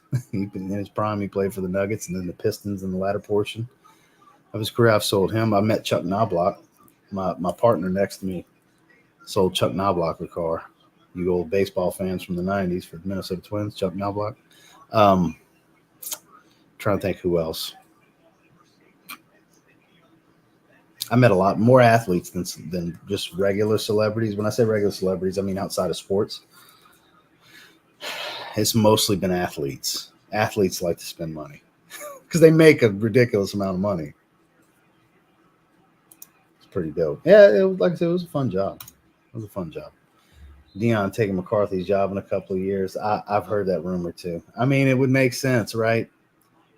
That's the one time you're not going to see me supporting Deion Sanders anymore. If he goes to the Cowboys, I'm sorry. I'm not supporting the Cowboys. I'm just not. When I was a little kid back in the 90s, sure. The Niners and the Cowboys. That was the early 90s in football. But nope. He goes coaching them. I'm still rooting for his personal success because I love Deion Sanders, but I'm not rooting for the Cowboys' success. I'm sorry. But that's probably what's going to happen. He's going to give it 2 years. Shador's going to go to the NFL, and he's going to leave Colorado. Because you have to understand, all you have to do is look at his history in coaching. He started coaching his kids, and everywhere he's went as they've gotten older, that's where his coaching journey has went. So when Shiloh and Shador, well, I don't know if Shiloh's going to get drafted. Shador is clearly going to get drafted. Clearly, he's going to be a first-round quarterback. That boy is good. And he's mentored by Tom Brady, and he's good. He's really good. So when Shador gets drafted, watch that'd be. You have to look at it as a real possibility because he's had him the whole time. What if behind the scenes, because he has a good relationship with Jerry, and it's like, all right, I'll come coach the team, but we got to draft Shador.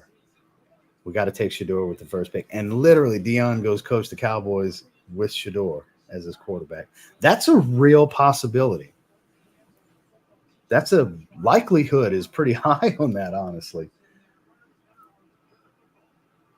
So that really could be the Dallas Cowboys' future in 2 or 3 years. Because Shador is what, a junior? Sophomore? Junior? I mean, he can go out whenever, but he's going to play through his senior year because Dion's going to build his credibility and his legacy. He's not just going to do 1 year in Colorado. He's going to do at least 2 years in Colorado. He's going to keep Shador with him. Shador is the key. Is big key to his success is Shador. So we're going to see. Now, I will tell you this. In this league, when Travis Hunter gets eligible for the draft and decides he's going to be drafted, because we draft in this league the week after the NFL draft. In the spring, late spring, when the actual NFL draft happens in May, we draft usually first week of June. I'm trading up for the first. I haven't traded up for the first overall pick in like 7 years. I'm trading up and I'm getting Travis Hunter because I'm hoping his eligibility is going to be cornerback, and they're going to let him play some receiver. Obviously, not as much as he's playing in college, but that boy's going to be a point magnet in fantasy, and I'm trading up to get his ass. Whenever Travis Hunter gets drafted, I'm trading up to draft him. Yeah, that is going to happen. No doubt. So I need Alexander Madison to do something here.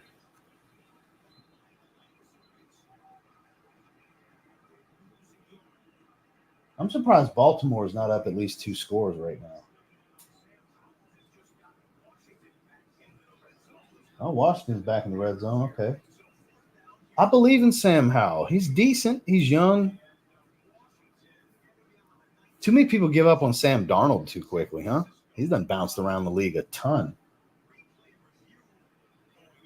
Fairbairn. He's a great kicker. I've had him a bunch of times over the years. They're saying Gibson coughed it up. Cardinals ball. For years, he's stupid overpowered. Yeah, he's really, really freaking good, man. Really good. Now, the likelihood of them staying together is low, but that's a real possibility that they trade up to get Travis and Shador. Like, look at it this way. Like how Cincinnati, now I think they'll come out the same year, so it won't be the exact same thing, but Joe Burrow and Jamar Chase. The reason that was able to work is they came out different years. But if a team can figure out a way to get Shador with Travis, give me your argument on why that's not a good move if you need a receiver, a corner, and a quarterback. Now, look, I'm not just going off of these 2 games. I've watched Shador. Like I've told you guys in the other stream, I've watched all of Dion's family playbook. I've been following Shador and Shiloh on social media for years. I've watched these kids grow up. Shalamai, Dion Jr., Deandra, all his kids. I've been following all his kids on social media for years.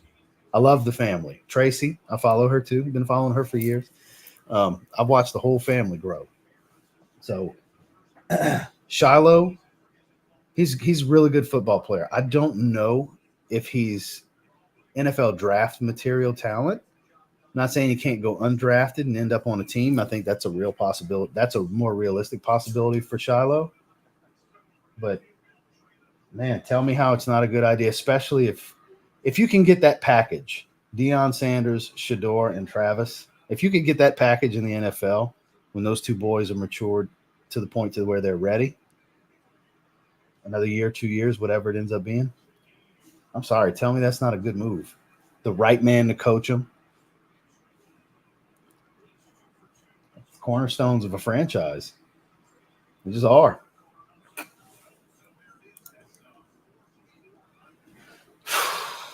It's hard for me to root against Aaron Rodgers having that much talent around him.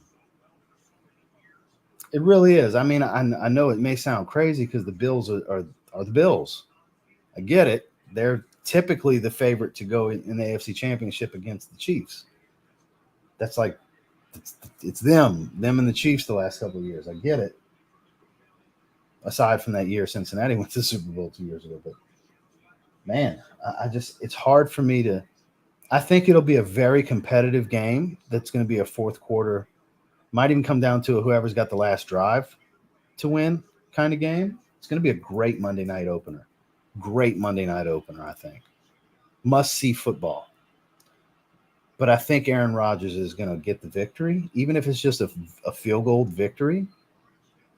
There's just too much talent. Even though they haven't had the time to gel the way Buffalo has, there's just too much talent on that field. Wearing green. Too much.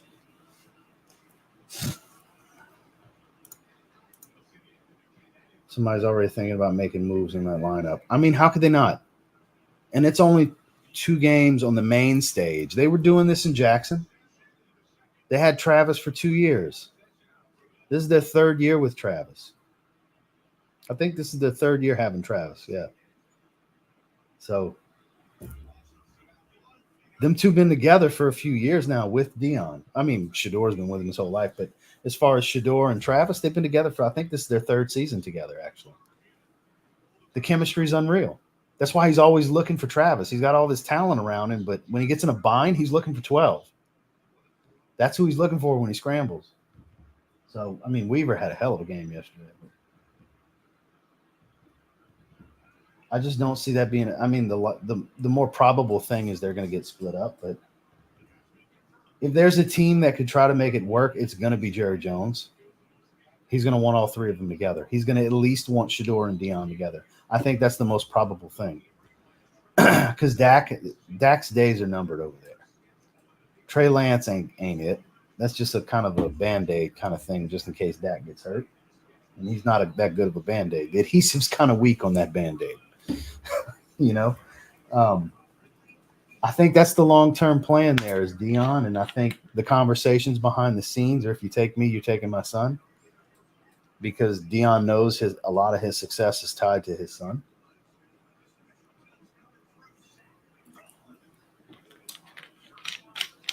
So it'll be hard not to root for Dallas a little bit then. But I mean, I'm still I'm programmed to not root for Dallas and their success. But I think that's a real possibility. So any Cowboys fans, the potential future that's in front of you is very bright. The potential for this future.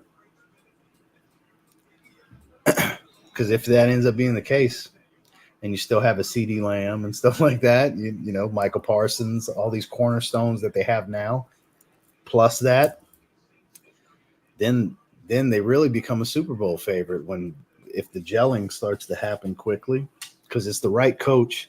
These players want to run through a wall for Deion Sanders. So.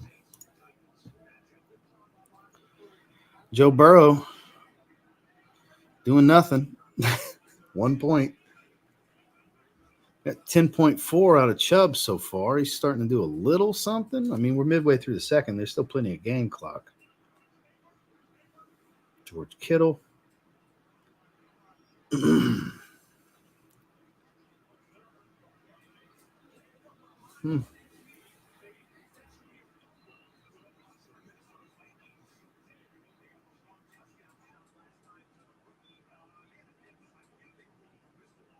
Yeah, they blew the whistle in New Orleans. Why are you running all the way to the end zone when they're throwing flags and blowing the whistle, Dick? Jesus. I would not be mad at that at all as a Cowboys fan. Deep down, though, I respect the hell out of Dak. Amazing person, but needs to prove he's elite. Dak's a great person. I'm a fan of Dak Prescott, the human. When he was in Mississippi State, I was like, that's a great young man right there. That's the leader of a franchise, and he has been. Dak Prescott's a great guy, and it's not like he's not talented. He's just not elite. He's just not elite. When you're not an elite quarterback, you need a stacked team around you. And I'm not saying Dallas doesn't have talent all over the place. It just, for some reason, with Dallas, it just never works out. They always have a stacked roster for the most part, and it just never seems to come together. And that's the case here. Dak's not the problem. Dak's good. He's just not elite. And like I said, as a human, he's a really good human. It'll also be exciting to watch Shador and Travis just have fun with their DBs. It's a real possibility, though, man. I really think at minimum, the Dion and Shador conversation to Dallas, I think, is realistic. I think it's probable. Wherever Travis goes, it's going to be great. But, man, like Dion was saying it yesterday, after the first game, he was saying it to the media. And if he continues to do what he's been doing, I mean, he didn't have the biggest game this past week, but he still made impact. And he played almost all of the snaps. If he does that all year and he wanted to go in the draft after this season, let's say he just average out what he did over these first two games on offense and defense and make that his average for the season. Tell me that's not the first overall pick. Tell me how and why. You can build a team around that, an X factor on offense and a shut down one side of the field corner that has real stamina and endurance. So I'm saying he's got to put it all together on the big stage all year, and I think he will. As long as he stays healthy, he will, because he is that guy. He is him, as the kids like to say these days. So we'll see. No corner of safety could touch Shador and Travis combo. Not as they develop. Now, obviously, rookie year, they'll just be flashes. Consistency takes time in the NFL, But the potential is there because the chemistry is there. Those boys have real chemistry. They're best friends, and they're each other's. Like that's Shador's safety blanket on the field too. So we'll see what happens. I'm rooting for those boys to be successful because it's really easy to root for good guys, good young men that are also immensely talented at what they do. It's how do you not, no matter what team they play for, how do you not root for their success? Jace Horn's my favorite corner for a while. JC Horn, there you go. There's a lot of talent all over that field. And I think that's part of the selling point is you're going to get the spotlight and the potential to get drafted goes up playing for Dion because the cameras are on. The cameras are definitely on. Spotlight's very bright. I mean, hell, they're the talk of football. Literally. When we were leaving the golf course yesterday. Like, oh, what you boys doing the rest of the day? I said, I'm going home and watch the Colorado game. Oh, man, that's the one team I hope loses today. I said, why? Oh, that's that Dion. That's all you saw after they won that game. You turn on ESPN the next day. That's all that was. I said, the hate for Dion. I said, man, I kind of have this motto. Anybody that hates on Deion Sanders is just that, a hater. And then the dude working the shop, I was buying a hat. Go figure, me buying a hat. And I was like, how about you? He's like, yeah, that's the one team I'm rooting against. It's like, what? What the hell? Yeah, man, I think it's just too much flash. I was like, man, Deion Sanders is my favorite athlete ever. And he's a great guy. So I didn't get that. There's just some hate going on in that pro shop. Man, I almost pulled the card on him because it's two old white guys. I was like, what's really going on here? Is that why do you really root against them? Like I debated on doing that. I looked at my stepdad. He was thinking it too. So it's like, man, you old whites, out of touch. Don't understand it. I didn't pull the card on him, but I debated on it because that's what it seemed like was going on there. Like, what do you not like about him? Because he's a great leader of young men. That man's calling is to raise young men. Colorado played a good game. They did. They showed perseverance. They persevered through that. Oh, honkies. Exactly. That's exactly what I think was going on there, man. I was very disappointed. Very disappointed. They played a real good game, man. It's the defense was shutting them down yesterday. I'll tell you what, at halftime, if I was Nebraska, I would have gave my backup a shot to really come out and play. Because their quarterback, yeah, he had that beautiful run where he broke out for the touchdown. But aside from that, he was costing them the game. It looked like the first half, Nebraska was beating themselves because they went into the locker room 13-0. I mean, the second half, it got blown wide open. Obviously, Colorado started putting it together. But,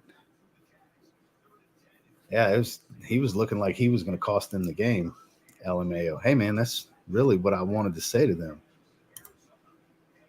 You know? Old out-of-touch whites. Still a thing.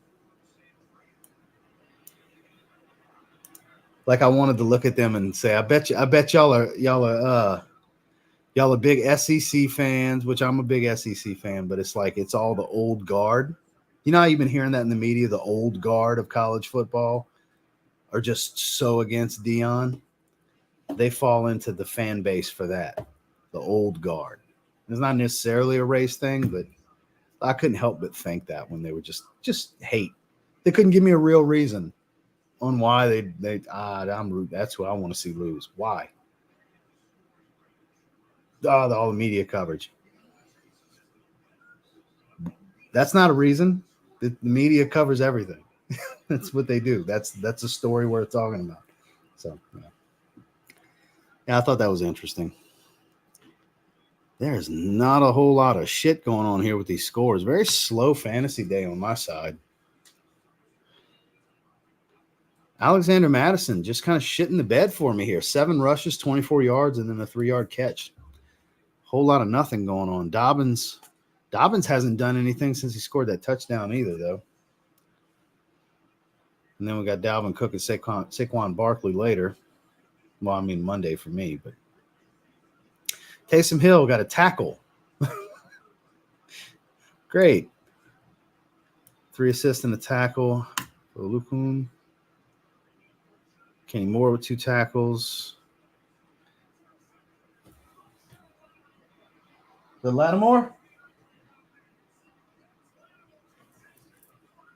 Marcus Lattimore with the pick.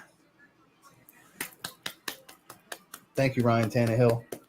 Thank you for your support by donating that ball to my defense. Right in front of Hopkins' hands. That was a great cut in front of that route. Damn. Good play. Hopkins was up, too. He was about to high point that ball.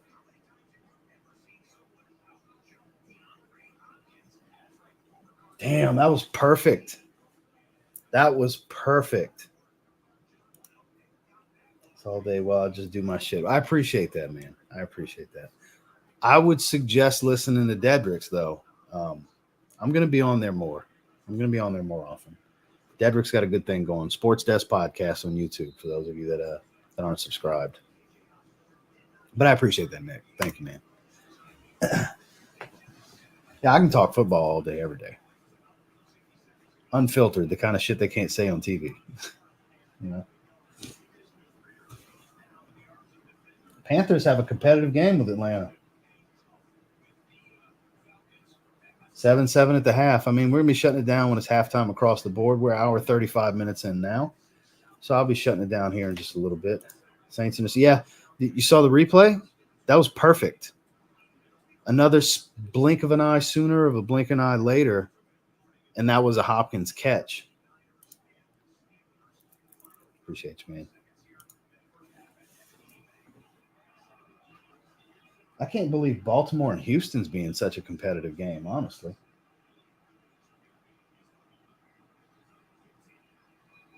Stroud, that's a pretty ball. Overthrown, though. Looked pretty when he let it go. Very overthrown. They're showing Shaq Leonard. He just got some points for me. Is that what happened? You got a tackle?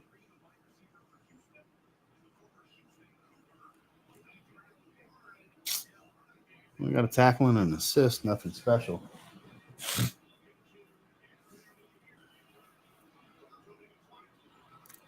Trevor Lawrence is having a decent game. 13 for 16, 150, 2 T's and a pick.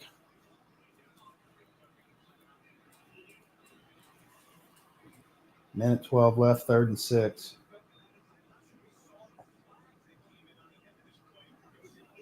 Calvin Ridley, 92 yards and a touchdown. I told y'all that boy's going to be a problem this year. And then Justin Jefferson's got 90 yards. That's your 2 receiving leaders so far today.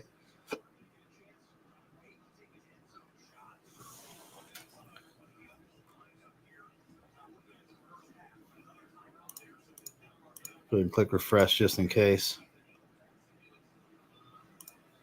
What's going on here? Nick Chubb. Let's see what we got. Yeah, about the same. What and what? Amon-Ra St. Brown had a touchdown for him from Thursday. So there's Lattimore. So see what I'm saying? He's got 2 tackles, 3 passes defended. So he's broken up 3 passes so far, and one of them was a pick. So that's where he got 10 points because this is 5, and then these are all 1 point apiece. The tackles are 1 point apiece. The passes defended are 1 point apiece. So a cornerback with 10 points, that's phenomenal. Just to give you guys some insight, here's his stats from, let's go the year before when he played a full season. 15, 14. So see the double digits, and he's an elite corner. Double digits are a little bit more on the rare side when it comes to corners.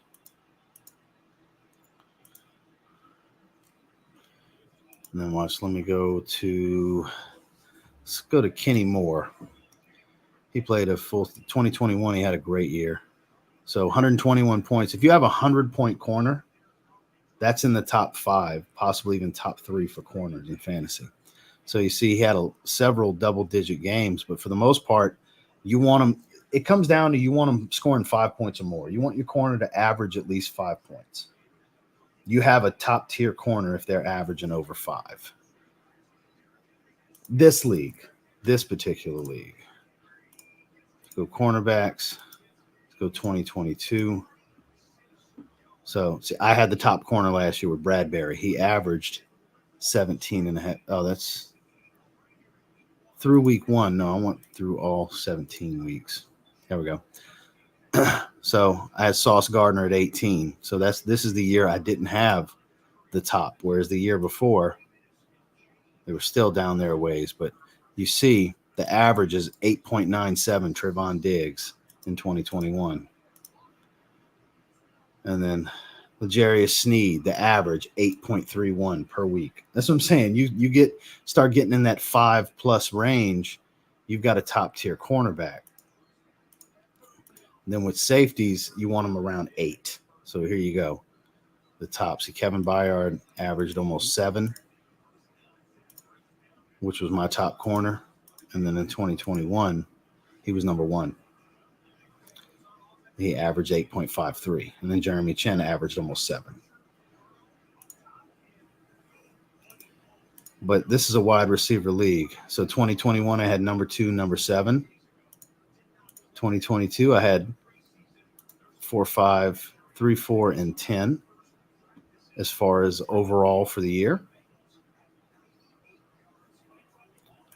And then here's the big factor last year. So Patrick Mahomes was obviously number 1, averaging 57.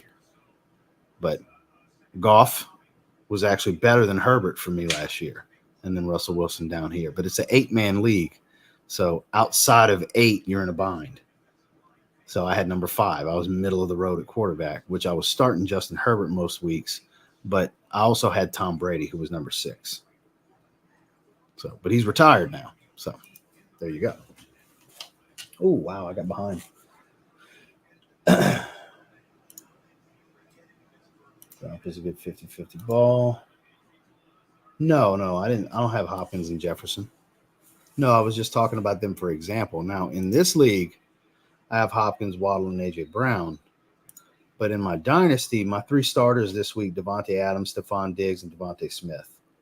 That's who I'm starting this week in the Dynasty. On the bench, I've got Beckham, Allen Lazard, Jacoby Myers, Michael Pittman, and Michael Thomas. But my starters, I have an elite starting 3. They're not on the field yet, obviously. Titans finding their offense. That's not what I want to hear. Houston just kicked the field goal. Going into halftime.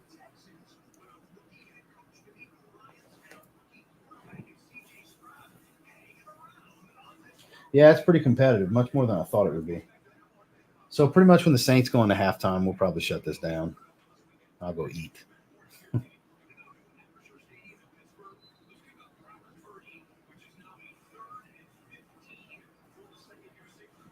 So yeah, because San Francisco, they got about the same amount of time on the clock as the Saints. Ooh, at least he got rid of it though. Yeah, they're up 20-0. That was 3rd and 15. Obviously, they're going to be punting. I can't believe Minnesota's only up 10-3. Kind of surprised. Oh wow, got Mike Evans, wide open touchdown. Jesus, that was on the money. I'm playing against Mike Evans in the redraft too. Damn it.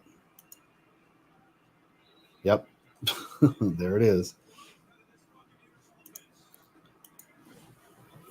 Well, yep. Brad's got Mike Evans. It hasn't updated yet. Brandon Ayuk's got 2 touchdowns. And he's also got Bijan Robinson starting. Damn, so Brad's having he's projected to win for sure. Oh, wow. That's because Dub, he's got most of his offense playing and they ain't doing shit, especially Burrow. That's hurting him. Burrow's only got 2.6. That's really hurting. I mean, trust me, I got Burrow. It's hurting me. Shit. Yeah, Dub's probably going to lose this game. Almost all of his offense. Like, if you can be ahead and most of your offense is still yet to play at the noon games, you're probably going to win. Brad's got half his offense. He's still got Eckler and Justin Fields available, which, not hopeful on that with Justin Fields. But Tyreek Hill hasn't played yet. Dallas Goedert hasn't played yet. Of course, this is a guy who's got Aaron Donald. So, obviously, you guys can imagine Aaron Donald's the top tackle. You know, I mean, hell, back in 2018, he had 20 sacks. But yeah, defensive tackle, just to look at his 2021 stats, he was 100-point. Remember what I told you? You want 100-point linebackers, corners, and safeties. Imagine a defensive tackle at 100 points. That's crazy for a defensive tackle because they don't get a lot of tackles. He gets a lot of sacks, is what it comes down to. Like Jonathan Taylor, for example. Like he's 87 points, and he was up there last year. Watch. Defensive tackle. Oh, not that. Last year he wasn't up there as much. Through 17. Why wasn't he up there so much? And the year before he was down here. But look, Chris Jones, averaging 10. Oh, that's just week 17. Week 1 through week 17. Here we go. Okay, yeah, Jonathan Allen was 8. Aaron Donald, clear number 1 in 2021. Then in 2022, Aaron Donald, not so much, but they moved J.J. Watt to defensive end, and he's up in there for some reason, defensive tackle. That's weird. Arizona fumble recovery for a touchdown. Hell, who did it? Who did it? That's where I'm curious. 13-7. That's ended up being a very competitive game.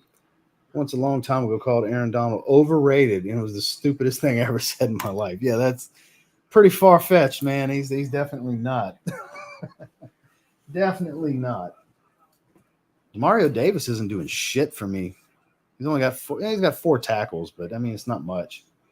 No big impact plays, no forced fumbles, no passes defended, picks, anything like that.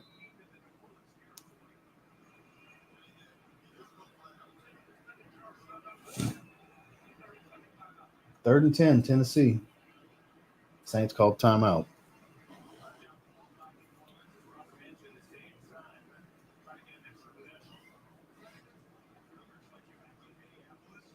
Let's do something with Alexander Madison. What do you think, guys? Or not? First down. Hopkinson. I was not expecting the Buccaneers to be competitive. Oh, excuse me. I did not see that coming. I definitely need an energy drink. I'm tired.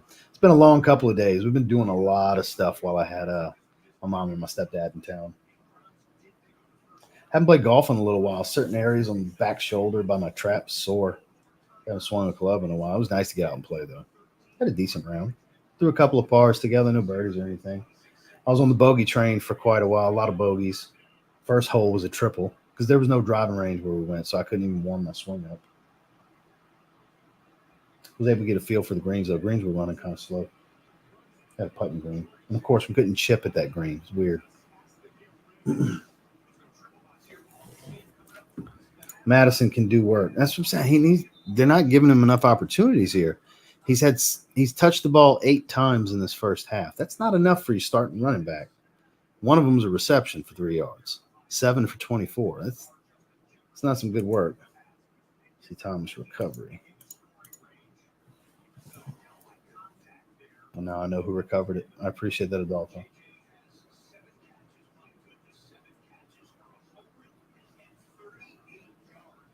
Justin Jefferson's got 138 yards in the first half. He's that man. That's a bad man. A flag.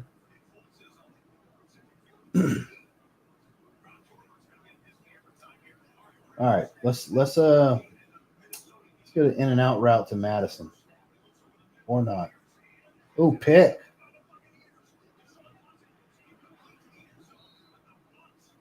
Shit. Justin Jefferson with a tackle. That counts in my Dynasty League, by the way. So Justin Jefferson just got a point for a tackle. Stats are stats. In this Dynasty League, it matters. Who's got Justin Jefferson? Train. Train's got Justin Jefferson. So 7 for 138. And here in just a second, you're going to see 1T next to his name. So it's right here. You guys will see it. I'll leave it there so you can see it update, but it's going to say 1T. So, yeah, on offense, you can get tackles and stuff like that. Deshaun Watson with the score. Yeah, it's time for him to start showing his worth with all the money they gave him. First fully guaranteed contract. I mean, come on. Some putting greens don't allow chippings to avoid divots. Well, but I'm saying around the putting green, though. But, I mean, it was the only green they have. Look, that was a $70 round of golf with no driving range, nowhere to chip. Course is pretty and everything. It's a nice course, very wide open. Very nice course. The course that's closest to me is 110 a round. It don't look like no damn tour stop, $110 a round. They do have a range, though. The range is right by the road. It's really nice range, netting and everything. But I don't want to pay that much for a round of golf. I like to pay in the $50 range for a round of golf. And then pay for a range, you know. Yeah, Legacy, they're expensive as hell. $110 for that round. Ain't no damn TPC course. Pay less than that, play at TPC Louisiana in New Orleans. That's an actual tour stop for the PGA Tour. It's gorgeous. I played there a bunch of times. Back when the Compact Classic used to go, before it was the Zurich, it used to be the Compact Classic. And it used to not be called TPC Louisiana. That's not that expensive. Jefferson is him. Yeah, no doubt. Ridley and Jefferson going crazy. Yeah, Ridley's having a day. I told y'all he was going to. Good stop by the Saints. Well, we thought the Titans were going to get 6. Mm-hmm. That seemed to not have. Yeah, there you go. Let's see, 1T. So he got a tackle now. So I just added to his stats. Even though he didn't get a catch or anything, he tackled the guy that picked the ball off, so he got a point for a tackle. Some Phoenix courses, 250 to 350 a round in the winter. That's insane. I would never pay that for a round of golf. I would pay that to play at Augusta, just because it's a one-time bucket list thing for everybody that plays golf. Everybody wants to play at Augusta National once, and you can't just pay to play around. It's so hard to play at Augusta. That's very exclusive, you know. But that I can understand paying hundreds of dollars to get to play that one time. I've always wanted to go to the Masters. I've been playing golf since I was 12. You know, I'm 38. I've never paid that for a round of golf. I played junior tours. I've done all that stuff. Played in high school for a little while. I've been a member at a few different country clubs. I love golf, but not $350 a round love. You show Oud for Glory looks like a Saints fragrance. It doesn't smell like one, though. You got to have a boozy fragrance if we're talking New Orleans. Cardinals surprising me today. You can't name 3 players on that team. James Cook, Hollywood Marquise Brown, and you're right, I can't name 3. It's on the tip of my tongue. I got a bunch of names circling through my head. Is John Brown still there? No, he's not there anymore. Oh, I named 2. Forced 3 turnovers. Yeah, they did. I mean, Kyler Murray's still on the roster. But that doesn't count. He's not playing. Cardinals lost a lot of talent. Yeah, they did. Who is a beast. So we're in the third. We're well into the third quarter now in Atlanta.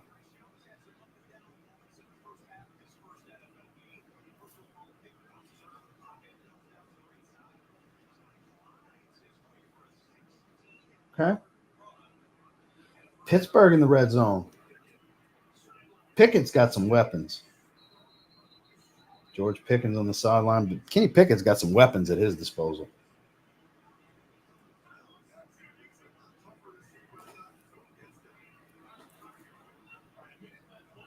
All right, Carl, let's put some touch on the ball.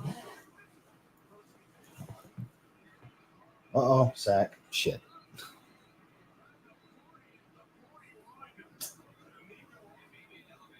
That's not what I wanted to see when they finally cut to the Saints in the red zone. Is Carr taking a sack.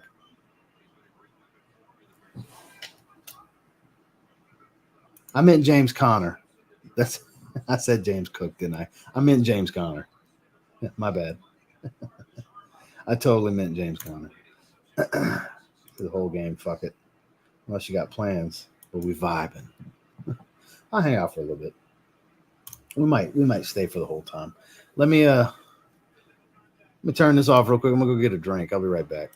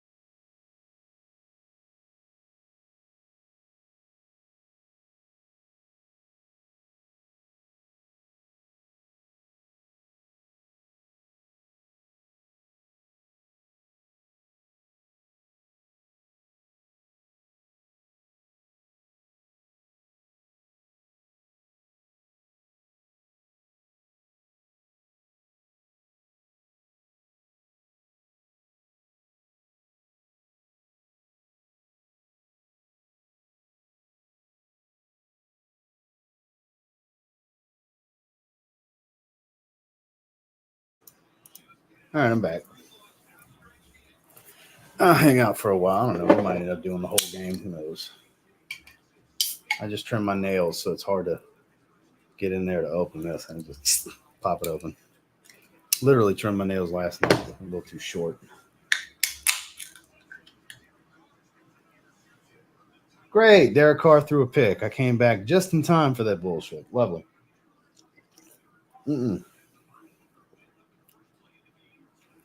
Still working on that case of rain that I bought at Sam's Club. Yep, no ghosts.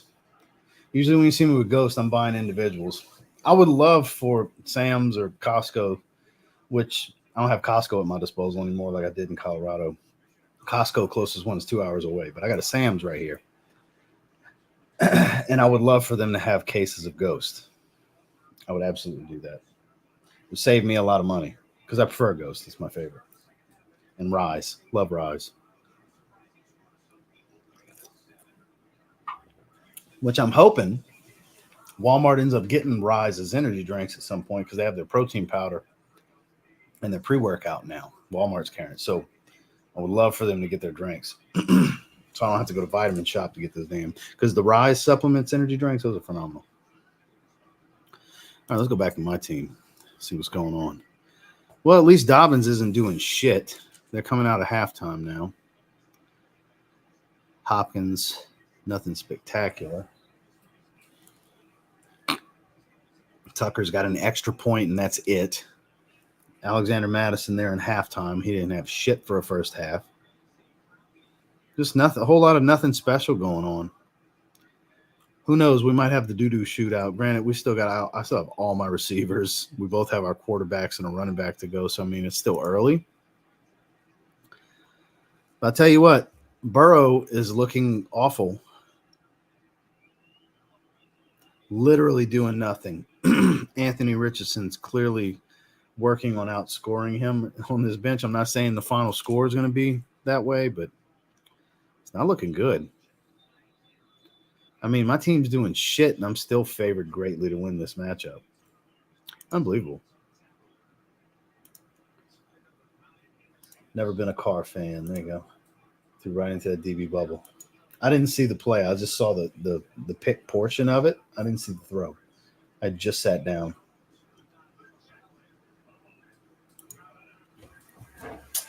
Killing me, Carr.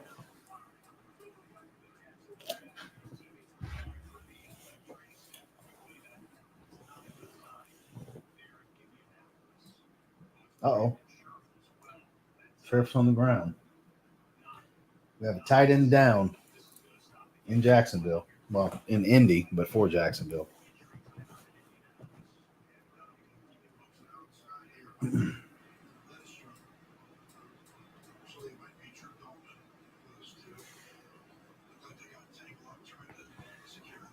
So while I got you guys, those of you that do watch this channel, aside from wanting to talk football, I'm waiting on the hoodie. But for some reason, the Crucial Catch gear, they release it every year. I buy everything, right? They released it before week 1. This is October's on-field gear. It's the catch, cancer awareness stuff. Crucial Catch. Everything's in but the hoodie. The hoodie hasn't shipped. It's coming in 3 packages. The shirt came in its own package. All the hats and the beanie are in a box right here. I'm waiting on the hoodie. I'm going to do a haul video. I'm going to do that now. Why the hell not? I did buy a bunch of stuff that I'm debating on doing a haul video with the rack stores this week on this channel. I don't know. We'll see. That video did okay. So I don't know. I think I'm going to keep it more centered around hats, which I do have hats I bought. I don't know. We'll see. It's more for newer stuff, I guess. Buy lids and shit like that. But point being, I'm going to do, whenever that hoodie comes in, I'm going to film that video. And then obviously I'm going to do the sleep service stuff when that stuff releases. I always buy these the day they release because I'm programmed to do that because they make it to where they end up on sale in the off season now. But a few years previous, they used to sell out. They used to not make enough. And if you didn't buy it right away, they would sell out of your size and everything within a day or two. So I used to just, the second they would launch, as soon as I see the email from Lids, I go straight there and buy them. Because just for Crucial Catch, I spent $400. For Salute to Service, they have even more stuff. I'm probably going to spend $600 just on Salute to Service gear. I'll just give you an idea. Last year for Salute to Service, they had 8 variations of the Salute to Service hat, and I bought them all. Beanie, bought the hoodie, bought the T-shirt, bought the long sleeve. I didn't buy the jacket. Like they do more stuff for Salute to Service, which is my favorite. I love the Salute to Service stuff. No secret that I'm all for supporting the troops, and the proceeds go to supporting veterans. It's my favorite gear. My favorite sports gear is the Saint Salute Service stuff. Well, we do have a really good defense. That's the thing. We can shore up against the run. That was the only thing that really hurt us much last year. Holding field goals. True, he has Dak vibes, kind of. I'm assuming you're talking about Carr. Yeah. Hit and miss, very much. That's why I think the Raiders were done with him for the most part. But, I mean, they did nothing to replace Carr. Jimmy Garoppolo ain't it. Absolutely not. If he was, the Niners wouldn't have let him go. He ain't it. I mean, more power to him for keeping a job. He ain't it. No crazy blowouts outside from San Fran having 20 at the half. That's the highest score of the day so far. Here we go. Baltimore back with the ball.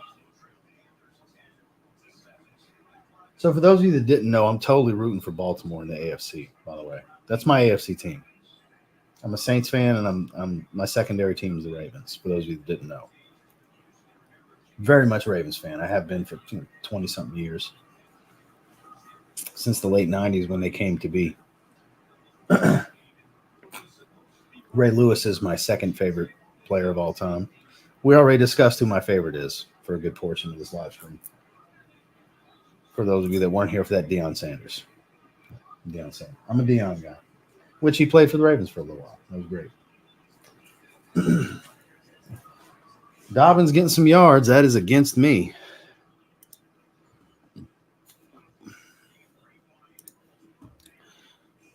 $14.2, so not much. I need Madison to start doing something. I can't have him sitting here at 3.7 points.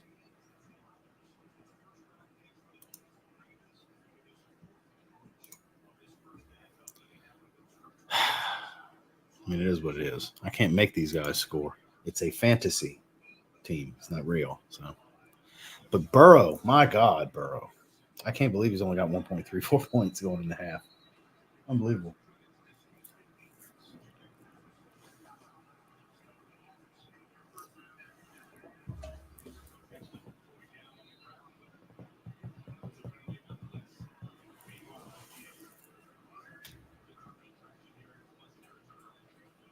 Uh-oh, with the sneak. That was a terrible effort for Richardson.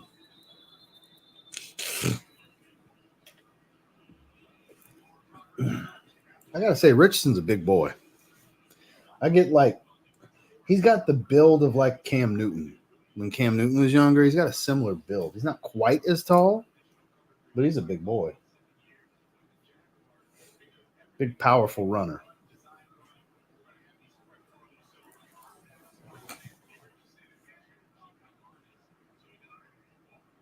He's stockier than Cam was, but not quite as tall. First down.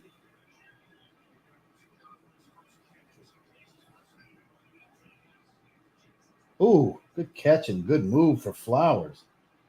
Uh-oh. Flowers putting moves on people. Oh, wow. Another first down. That was a hell of a run. Hall with the run. Oh, we got a flag on the play. Shit. My secondary team is the Raiders. I'm down bad on both teams. My third team is the Vikings. They're going to be my only hope this year. So if I had to pick a third team, it's the Dolphins. Always has been. And you can always tell who I support the most by how many hats I have of the team. So that's just a good indicator. I mean, I know you guys haven't seen the hat collection. That's coming, though. I got to finish. There's still more shelving and racks and stuff like that I have to buy to finish setting the room up. I'm filming now that my parents are gone. I'm going to be filming the collection video in the next day or so. That'll be coming out this week for the Fragrance channel. But the actual whole room tour, that's yet to be seen. But you guys will see the hats. You hear about the hats. You see me wear different hats. But I have more hats than a lot of people that are really into fragrances have fragrances. Like, I have more hats than some of these fragrance channels have fragrances. To give you some perspective. We're talking well over 500 hats. You'll see. For those of you that care to watch that video, it'll be on this channel. The room tour will be on this channel. That's going to show the game systems, the computer setup, just the room in general. It's the room tour. The fragrances are going to be part of the room tour. But the fragrance collection video is a separate video this week coming for the Fragrance channel. Come on, Lamar. I don't want you specifically to score, but I'm playing against him. Nice throw. Ooh, I'm glad they stopped him. It was Dobbins. That could have double whammied my ass because I'm playing Lamar in one league, Dobbins in the other. Oh, Dobbins got up limping a little bit. He's on the sidelines. Stay your ass on the sidelines while they're in the red zone. Hand it off to somebody else.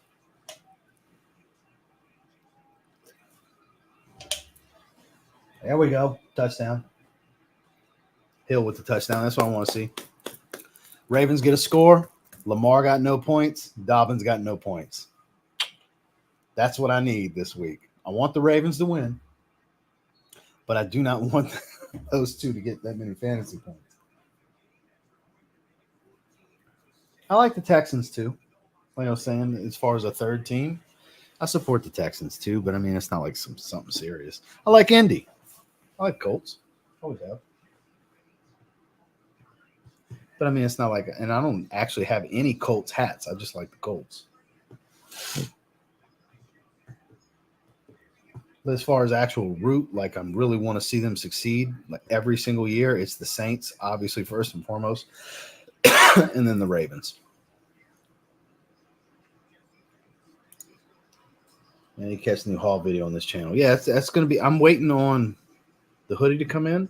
It's projected by October 3rd. That's not going to be the case. I would think in the next week. And then the room tour video is going to be a while, but I don't know. I might do. So like, let me do this. So like you can see over my shoulder, a bunch of clothes right there on the couch. That's all stuff I just bought. Some of this workout stuff, some of it's casual. I don't know how many people give a shit about the clothes I buy. I mean, that was part of the haul video with the hats. I don't know. Pittman on my bench, but that's okay. Team Gates product. Good job, Mike Pittman.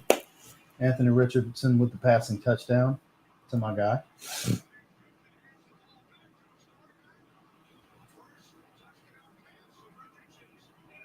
I want to see the replay. Hold on. Bubble screen. Oh, that was 30-yarder too. 30-yard bubble screen. Hell yeah. Hell yeah.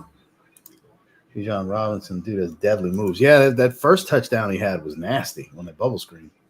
We play the Eagles today, my poor Patriots. Yeah, y'all are going to lose. Y'all losing that game for sure.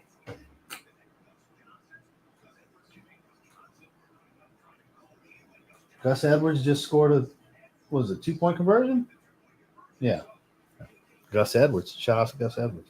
Had him for a little while before he got hurt last year.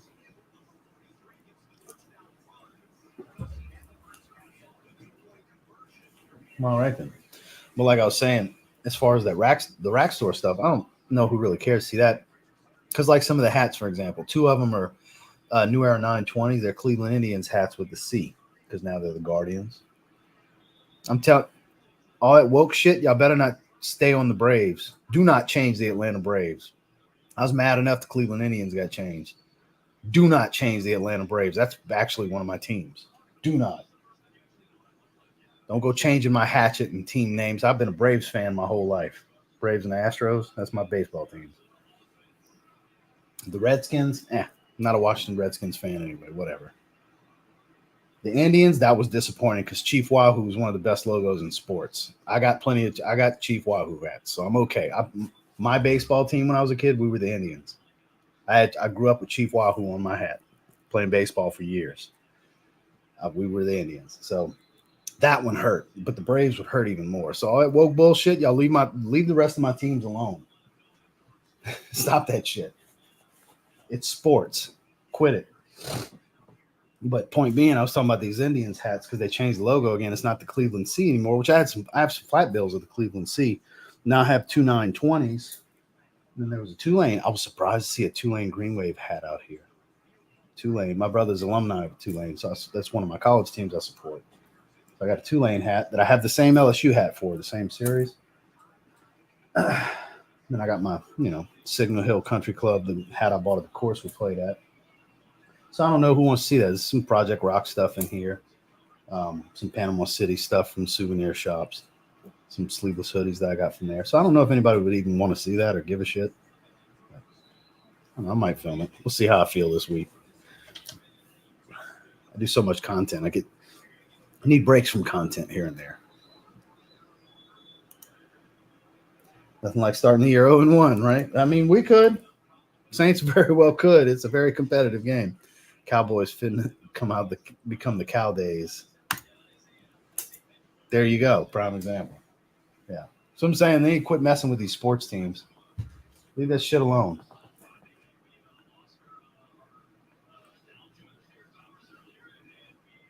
Before you know it, they're not going to want animals being team mascots. It's going to be the next thing.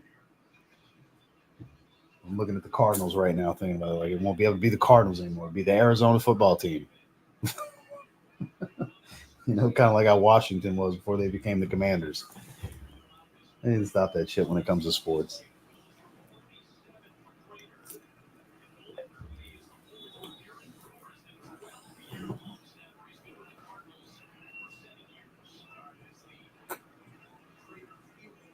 I cannot believe Tampa Bay is tied midway through the third with Minnesota.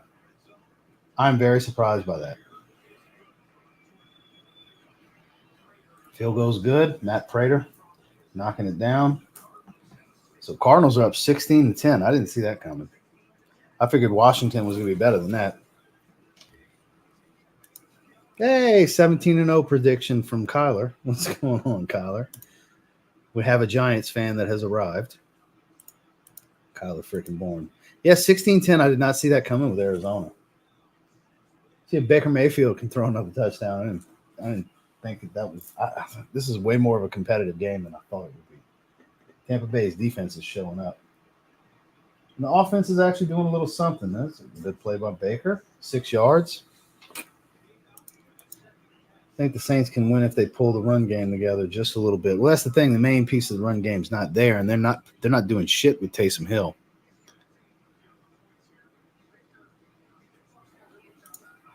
Literally nothing. Taysom Hill has a tackle. That is his stat line. He has 1 tackle. Again, for those of you wondering why the hell I would start Taysom Hill, it's because Mark Andrews is hurt. He's my starting tight end. He's hurt in my Dynasty league.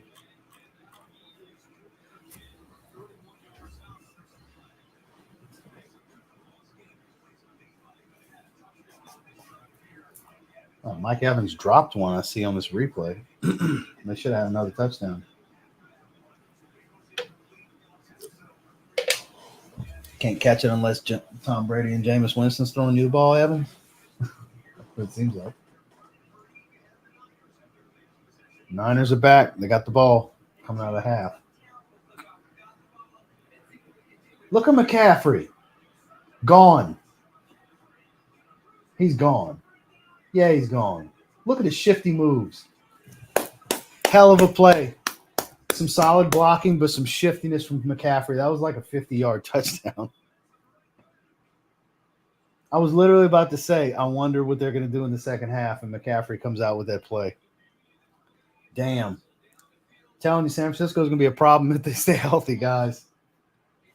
They're a real problem. Shit. I'm glad I'm not playing against McCaffrey. 65 yards. 65 yards is what that play was. Shit. 12 for 117. 2 catches for 14 yards. Well, shit.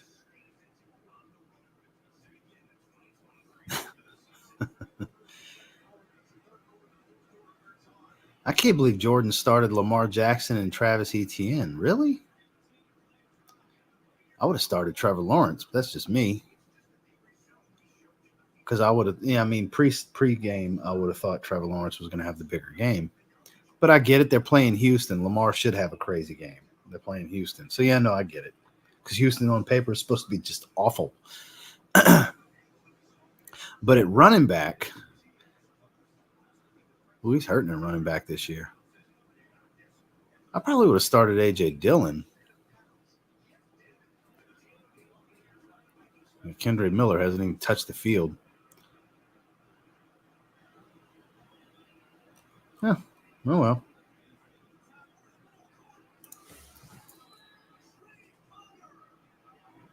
Wow. Look at Tampa. Look at Tampa. I did not see this coming. Minnesota better not let Tampa beat them this week. The question marks are going to be all over the place in sports media if they lose to Tampa Bay and Baker Mayfield. They'd be like, is this finally the landing spot for Baker Mayfield? That's going to be the bullshit. Y'all know how the media is. Good Lord. As an Indians fan, I agree. Very disappointing they changed their logo. Look, the C wasn't that bad. The Guardians thing's kind of stupid.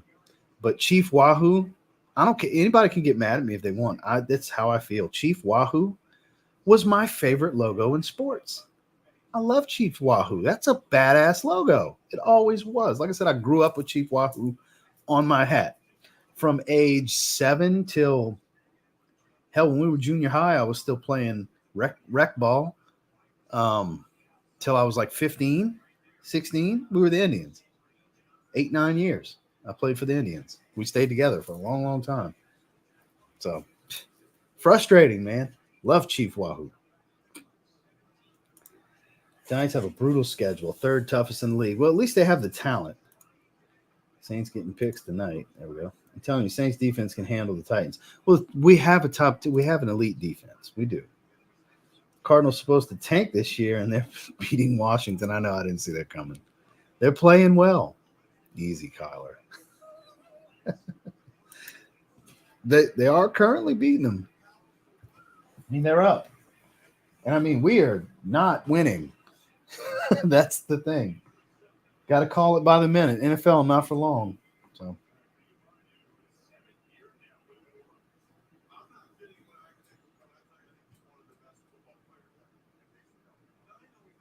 Oh, Hill's in. He got a rush for 3 yards. You can get him in more.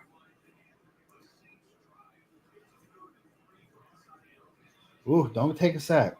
Ooh, wide open. Look at Olave.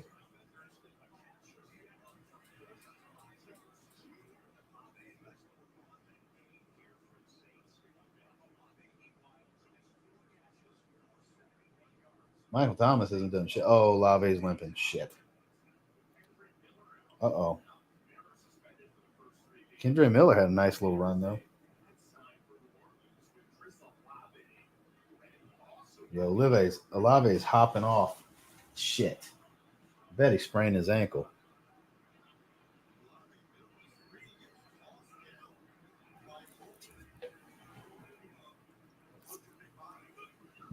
Bunch set. Jamal Williams getting stuffed on 3rd and 1. Flag down. Lost a yard. Lovely. Oh, man. Come on, Burrow.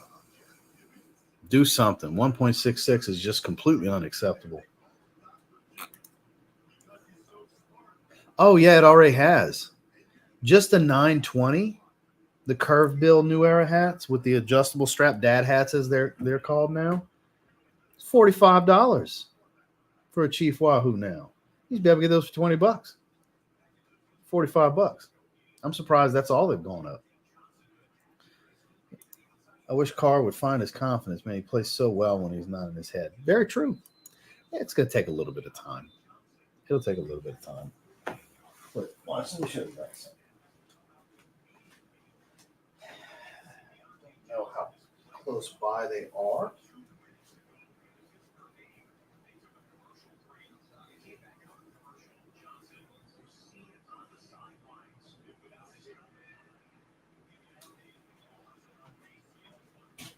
Never mind. I don't have them handy like I was hoping. I was going to grab so I have a solid navy blue 5950 Chief Wahoo, and then I have the navy blue with the red bill, the two that you would want, right? The one that's eluded me, they had a custom World Series patch all red Chief Wahoo. I put off getting it for a long time. Now it's like $150 to get that hat. I'm not paying that for a hat. Not going to happen. I don't like paying that for a fragrance. You think I'm going to pay that for a hat? So.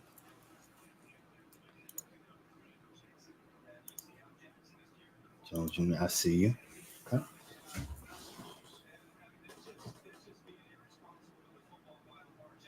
Lamar with the fumble.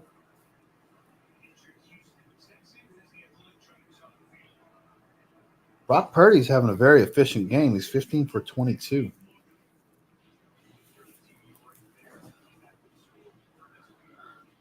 So now it's going to this Deshaun Watson highlight, apparently. Olave injured. Yeah, he limped off the field last 2 plays ago. Yeah, he was just limping off the field.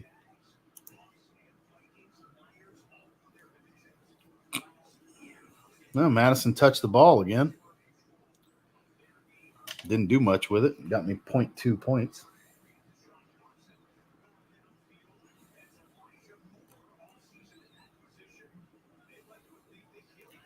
Pittman with 19 on the bench. That's okay.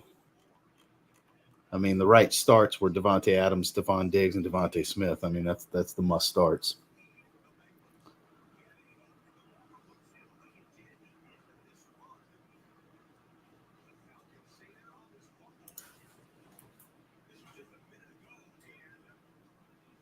Who had the ball? Carolina? Let's see. Ooh, that's close. Miles Sanders with the fumble, but that's close. I couldn't tell if he was down. But the ball came out second, his knee hit. Let's see what they say. No, second down.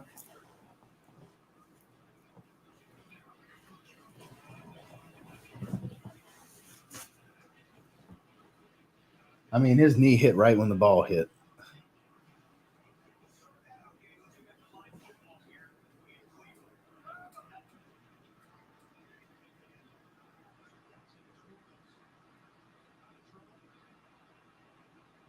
Wow, what a terrible move. Watson with the pick. But there was a flag. That was a terrible throw. Terrible throw by Watson. Bad decision. Just threw it straight to the defender. Didn't have a receiver in sight. Penalties decline. Yeah, pick. Terrible. For those of you that saw that Deshaun Watson throw, I know he stumbled a little bit when he was on the run throwing, but that was awful. Awful. Yeah, bad one too. I mean, all interceptions are bad when you're the quarterback. I get it, but that was just like awful decision making. That wasn't guaranteed 235 million or 50 million, whatever it was. Guaranteed money type of decision making right there. It's going to be OT gut grinder, no touchdown game. I hate those. I hate those so much.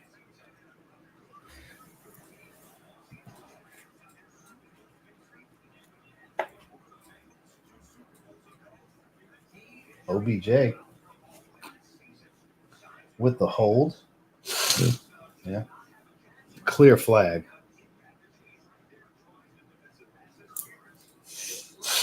Just please no J.K. Dobbins touchdown. If you're going to throw it to Beckham, even though he's on my bench. I just want to see him do something. Okay, good. It's not Dobbins. Fuck, he didn't get in, though. It was Hill. Got to the 2. He didn't start OBJ, did he? No. So Beckham's on the bench against me, and I have him on the bench. But I want to see him do some stuff, you know? Get his footing under him a little bit. Arizona defense keeping them alive. They usually have a pretty good defense. They got a great defensive front.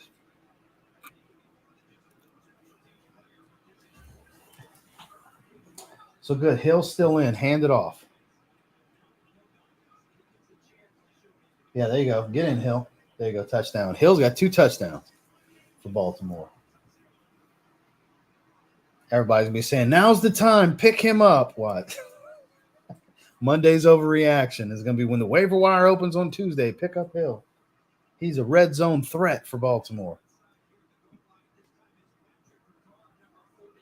That's going to be all the talk on waiver wire pickups. People justifying their paycheck. Stating the obvious. If you need running back depth, this is the guy to target in week 2. I've seen New Orleans someday. Me and a homie almost planned a trip. Need to make it happen. It's a fun time. It's just the crime's ridiculous there, man. But I mean, if you ever been to Chicago and New York and Los Angeles, same shit, you know.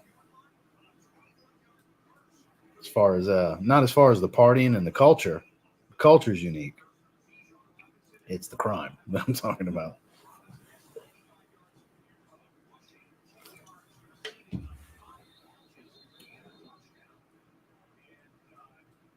I can't believe Tampa Bay is winning. I cannot believe Tampa Bay is winning that game. Unbelievable to me. Cannot believe it.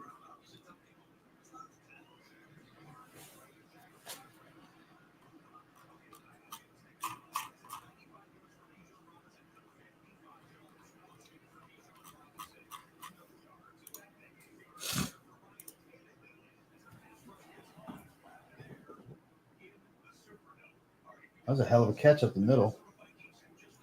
All right, let's see what Atlanta does.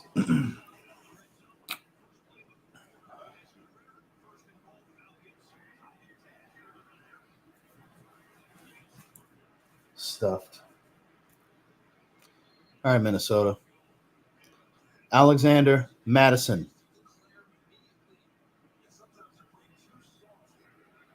All right, break loose. Only got the first. At least he got the first down. He only got a yard and a half. 9 for 35 leading up to that play.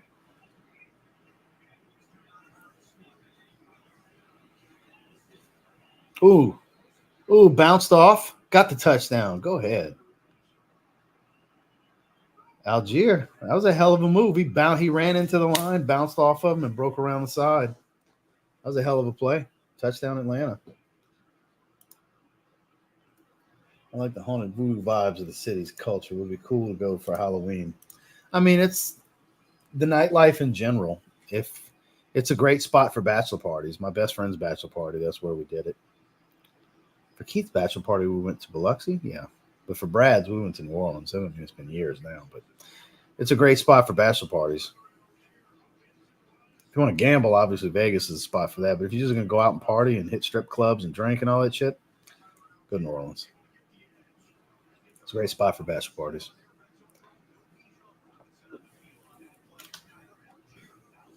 Vikings about to tie it. They need to.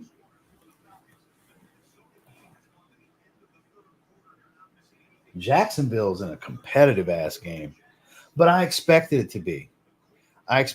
Because people that are doubting the Colts are in their division. Is basically what it is. I'm not saying the Colts are going to be a playoff team. Jacksonville has the potential to be have a really good playoff run. They should be really good overall this year, but I think Indy's going to surprise them and be the second best team in this division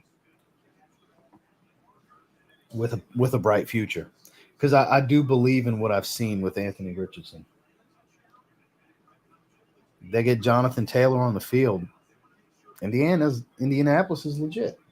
All right, Burrow, come on. Do something with the ball other than throw it to the other team. Deep ball. Oh, shit. 3rd and 5.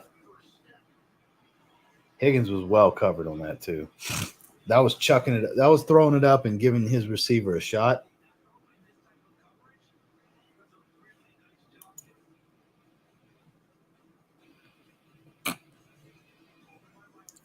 Red zone frozen right here.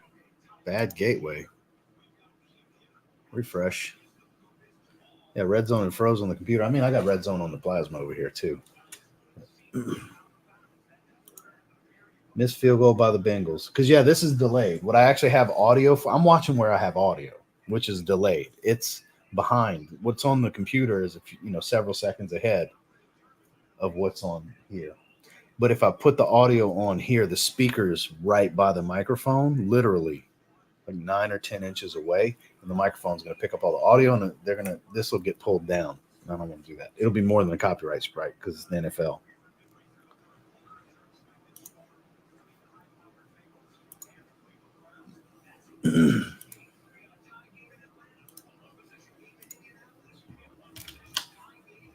What a slow fantasy day for me. Very frustrating. Kind of boring, more so than frustrating. But I need Burrow to throw a touchdown. Chubb's doing okay. Some solid stats for not having a touchdown. He's doing okay. Hopkins ain't doing shit. He's getting shut down.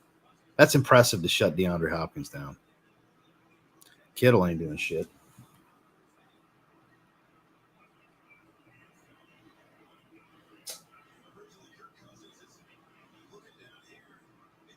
Winfield just cost me a freaking Alexander Madison touchdown with his great cover. Oh, that was overthrown. Okay.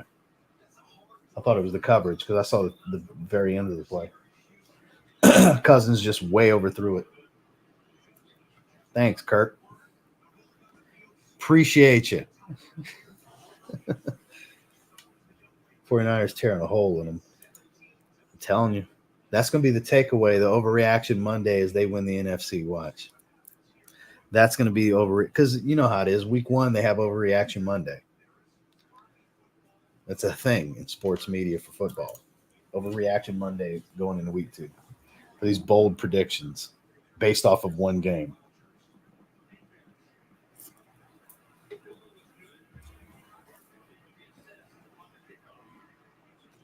Young Wei Koo. Cousins taking a sack on 3rd and goal. Or was that a run? Because I just saw the tackle part. Jacksonville fumble recovery. Suck it, Indy.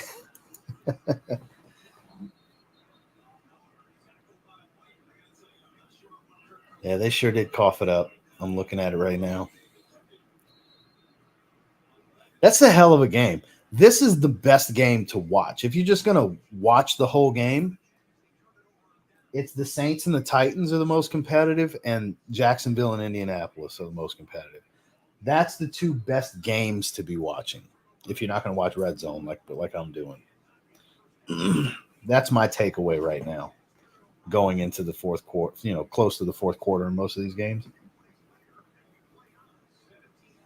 I think the Jacksonville-Indy game is probably the game of the week so far. I mean, don't get me wrong, Thursday night's game was really good, which is usually shit. Thursdays, it's usually a running joke that the games are shit. But that was a great Thursday opener.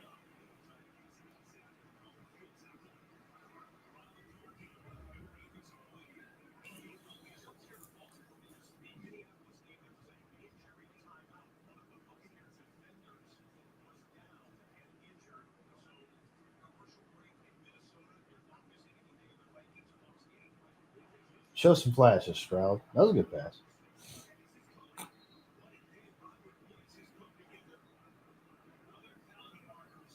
Robert Woods with the first. First down.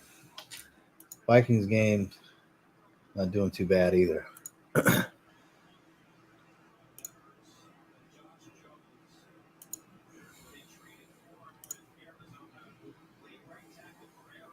Boy, it would have been nice to get that receiving touchdown from Alexander Madison. Kirk wouldn't overthrew him so badly.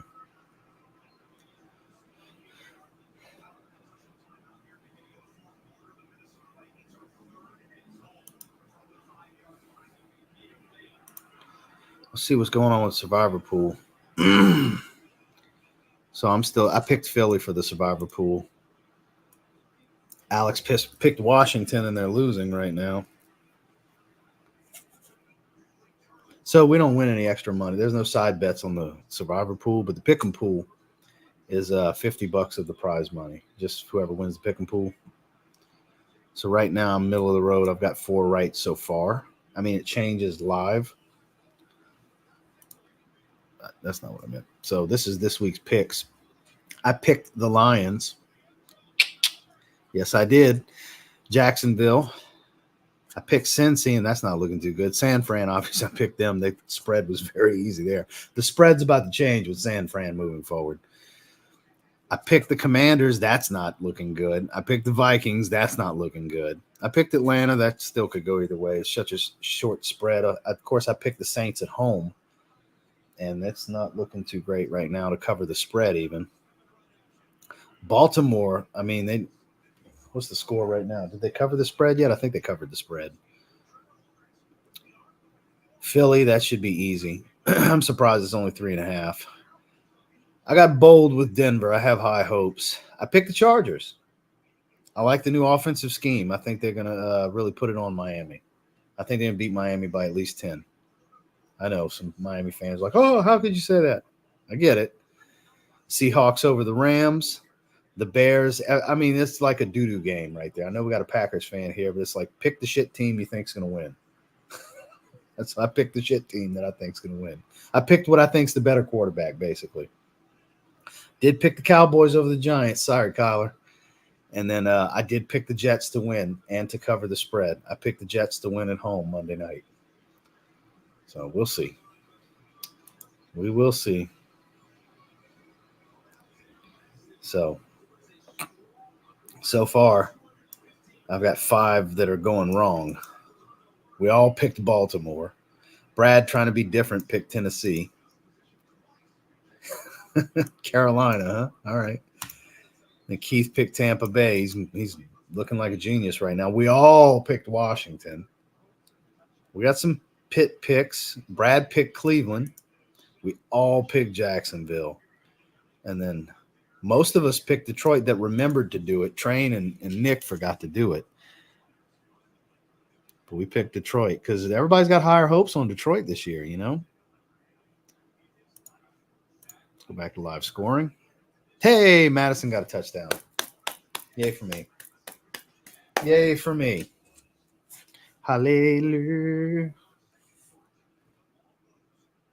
Chubb running wild. That's what I want to hear. 91 rushing yards. Shit. Now I just need a touchdown. You picked the Lions. Nice intuition. Most of us did. Yeah, I picked the Lions. I don't just go off of the spread. I go with my gut. For most of what I see, this is the eye test for me. Colts get the ball back. Wow, Trevor better be better. Hate the cow turd. Well, yeah, you're a Giants fan. I bet you hate the Eagles too. And the Redskins. Well, I can't say Redskins. I'm just used to saying the Redskins. The Commanders. I can't stand the Falcons. I don't hate the Panthers and the Buccaneers. The Falcons are that team for me. Your division, for all 3 of y'all, it's the Cowboys. The other 3, it's the Cowboys. The Commanders, the Eagles, and the Giants, the Cowboys are the just, you know. For us, it's Atlanta. It's Atlanta. I hate Atlanta. Not real blood feud hate, but close. Hate Atlanta. I still say Redskins out of habit. Can't help it. I still say the Indians. I'm not going to call them the Guardians. It's Cleveland Indians. Just like I was saying earlier, don't y'all go messing with my Atlanta Braves. Don't y'all go messing with the Braves. Y'all leave them alone. They've come out and said in the media, we're not folding. We're not changing the team. We're not doing that. I hope they hold firm. Braves, the Atlanta Braves is one of the most iconic teams in sports. Please don't change that.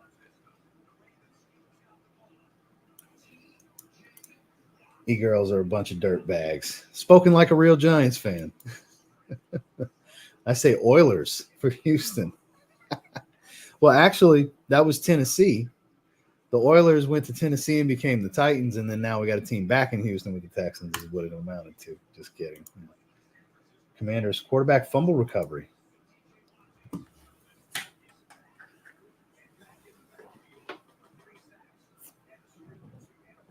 Holy shit, TJ Watt's got 3 sacks. Who's got him? Train? Is it Train or Keith? No, Keith's got him, I think. Where's he at? Has Keith got TJ Watt? No? Who's got TJ Watt? It's not Brad, is it? No. Oh, Dub's got TJ Watt. Okay. 3 sacks, 2 forced fumbles, and a fumble. Damn, TJ Watt's going off. 22-point linebacker. Got wide receiver running back points. Shit. Go ahead, Dub. For those of you who need his last name's Ward. Dub for W. J-Dub. We got 2 Jordans.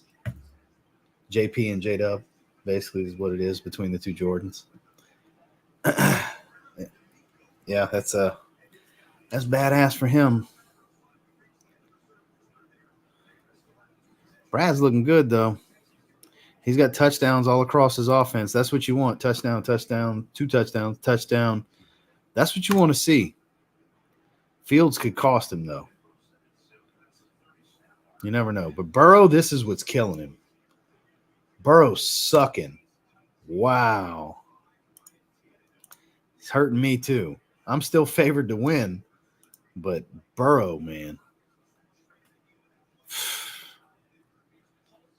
And then you got freaking Anthony Richardson down here with 21.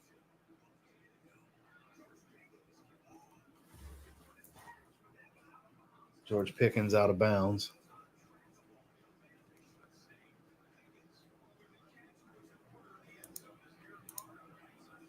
They seriously are throwing snowballs at Santa.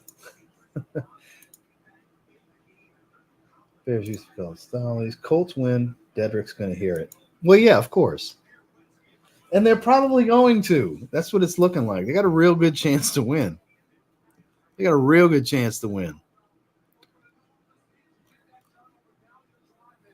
Have cut Jaguars game off stupid Indy. As a Pats fan, I always hated Indy. Saints getting pick after pick. Tannehill is ass. Yeah. At what point do you bring in the backup? Which I thought Malik Willis would have started from week 1, honestly. I thought they were going to start him right out there. You drafted the son of a bitch. He got drafted last year was his rookie year, so it's time to throw him out there and see what you got.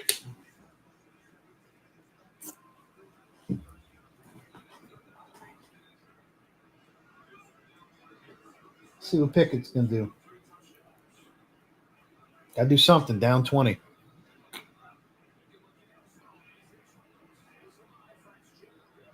Got to get back to the line of scrimmage.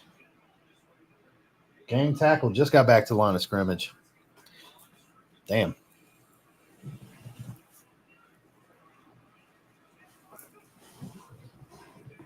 All right, Carr, do something here. Throwing it away.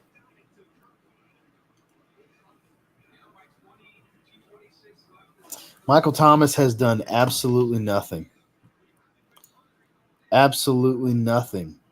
He's got 4 for 53, 9 points. That ain't shit. But Burrow is the disappointment of the day. Derrick Henry has a look of frustration and impatience on his face.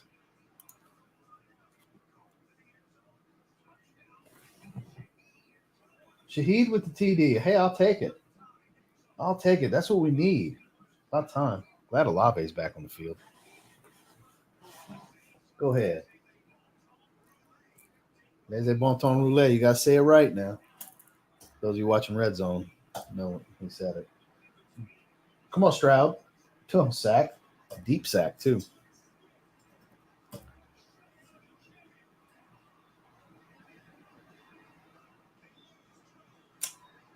This is where Baltimore needs to really take over and put their foot on their throat.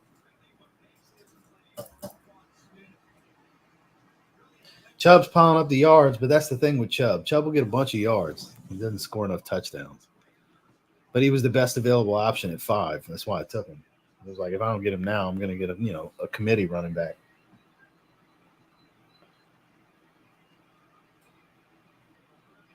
Uh-oh. Did they get the first?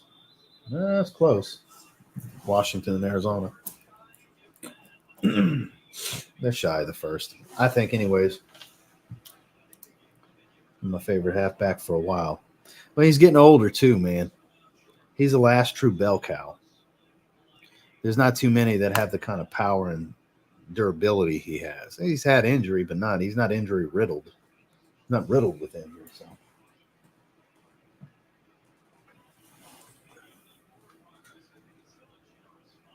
Come on, Stroud, do something. I want to see something.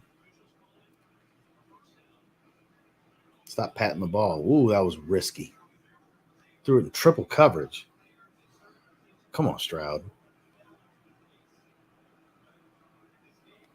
Dobbins feared to have suffered a torn Achilles. So now it's it's a rush to get Mills now. Oh, yeah.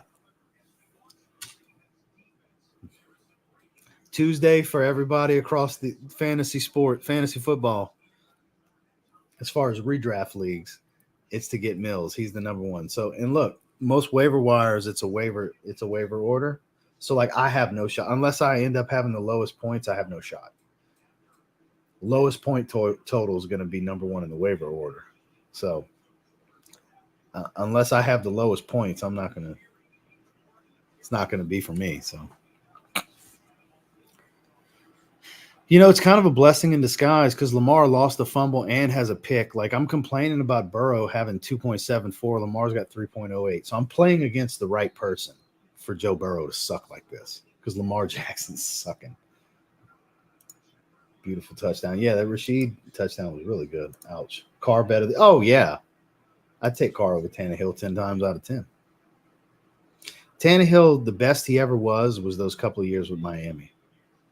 He's just at best a game manager and not even that good. Like, he reminds me kind of Kerry Collins kind of guy, where he has little flashes of good games here and there, enough to keep him in the league and potential starter, but not going to win anything. You're not going to win anything with Ryan Tannehill as far as championships and conference titles and stuff. Look at Sam Howell with the rushing touchdown. Now all they got to do is kick the extra point, and they got the lead. But they got to cover the spread. It's a 2-point spread, I believe. I think it was a 2-point spread.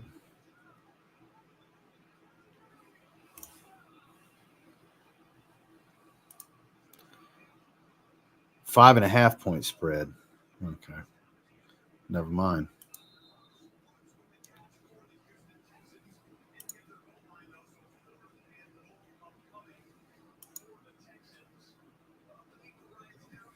Yeah, we're all going to lose that one. We're all going to lose that one unless they score again. We're all going to lose out on that one, unfortunately. Matt Castle type. That's fair. That's fair. Dime a dozen. Potential starter, but never really going to do anything, like a stopover quarterback, basically.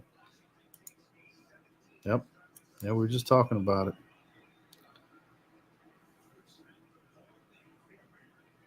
So with Dobbins going down, who's he going to start next week? Probably Breece Hall or Miles Sanders. Depends on Breece Hall's health. I mean, he's going to play. He's listed as questionable, but he's going to get some reps. So Miles Sanders isn't looking too good. Hey, Odell's got an 8-yard catch. So safeties are doing okay, serviceable. I'm hoping Sauce Gardner gets a pick. That'd be great. Linebackers are doing very average. Like, the idea is you want around 8 to 10 points out of your linebackers each.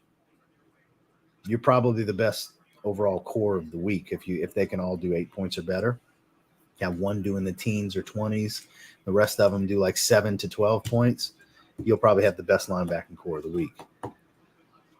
So they're all playing right now, so they would need to get a few more. It's all strictly tackles. That's the thing. Nobody's creating turnovers, getting passes defended, forcing fumbles on my 4 starters. So I run a 4-3, by the way. You can run a 3-4 or a 4-3. So I could run 2 tackles, 2 ends, and 3 linebackers. But for fantasy purposes, it's smarter to run 4 linebackers because they typically get more points than tackles and ends. You start 2 ends, 2 corners, and 2 safeties no matter what. You can run a 4-3 or a 3-4 defense in this league.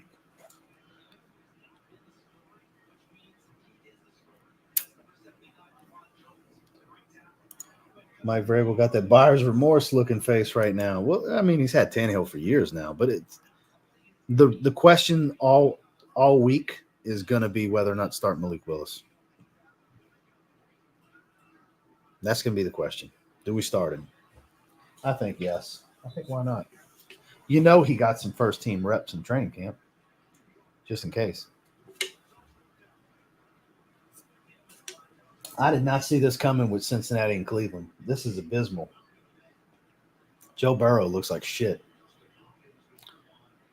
He just looks like shit. I know it's raining and everything, but come on.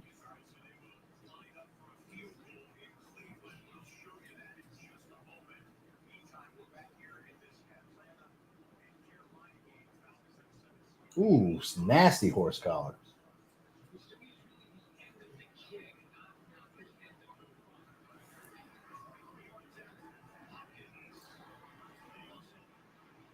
Cleveland. Up 13. Damn.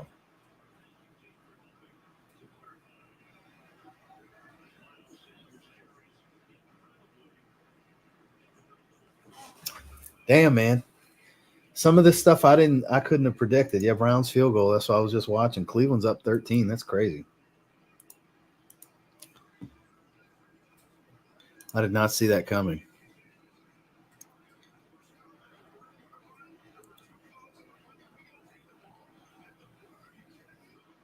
Yeah, unless something crazy happens over here, even with the mediocrity going on here, I'm going to win. That's why it showed me projected 80% to win. Because I still have my top 2 receivers and a running back to go, let alone my kicker and my defense. But yeah, it's pretty much over. Unless some miracle happens, I've won this even with a low scoring shootout. Doo-doo shootout of the week, as we call it.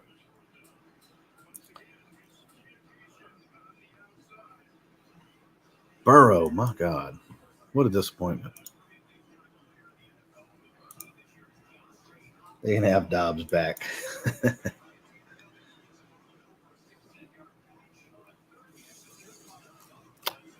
I'll be damned. This is the game right here. Jacksonville and Indianapolis.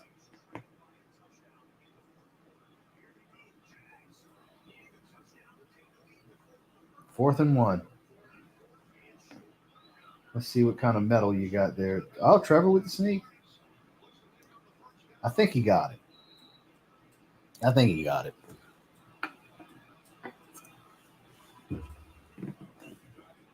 Yeah, I think he got it.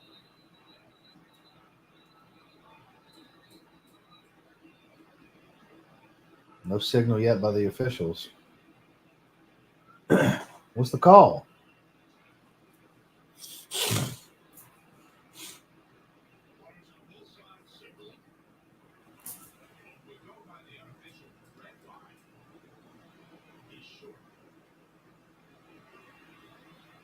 I guess they got to measure. There's no signal from the officials. So here we go with Tannehill.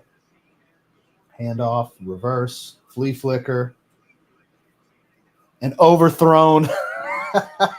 They had it too. Wow.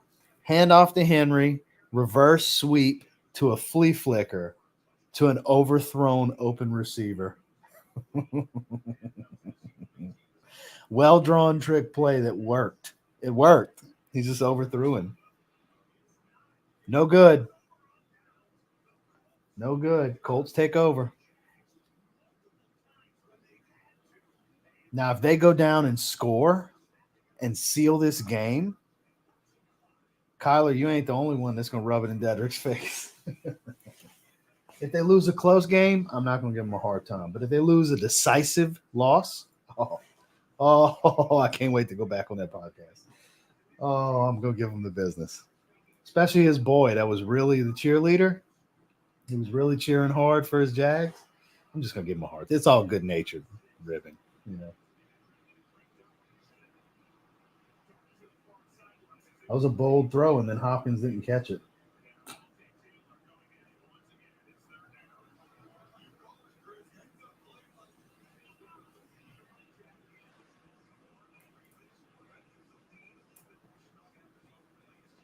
Flowers. Ooh. Flowers is so shifty.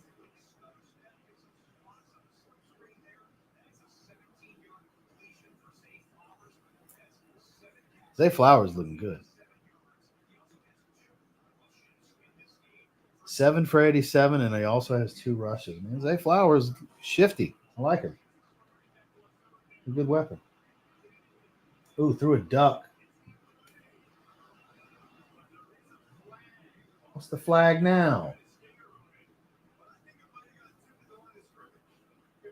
Man, Adebo has some good covers. That ain't no freaking interference. Cam. Okay, so that's why it was a duck. Cam Jordan got his hand on it at the line of scrimmage. And we're back to Cincinnati. Come on, Burrow. 4th down.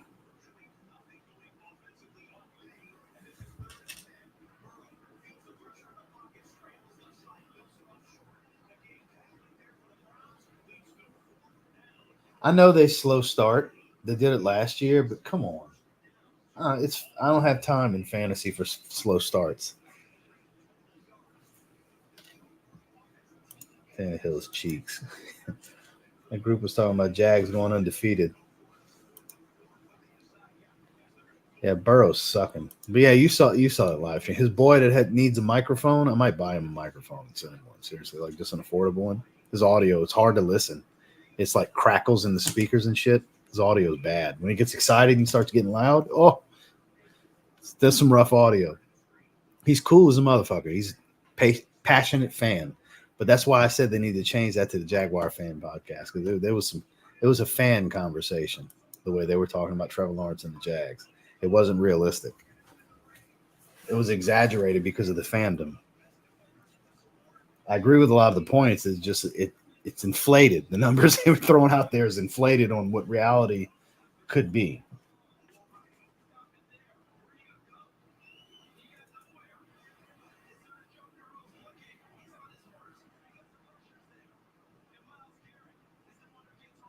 I mean, that helped. I got the sack from Myles Garrett. That helps me on my franchise, but man. Oh, and that's another thing. When they take sacks, it's -1 in this league, my Dynasty league. Quarterback takes a sack, -1. Interceptions and fumbles, -4. So just like they can really help you, they can really hurt you too. If you have a turnover happy, get sacked all the time quarterback, he'll kill your team. You better not start his ass.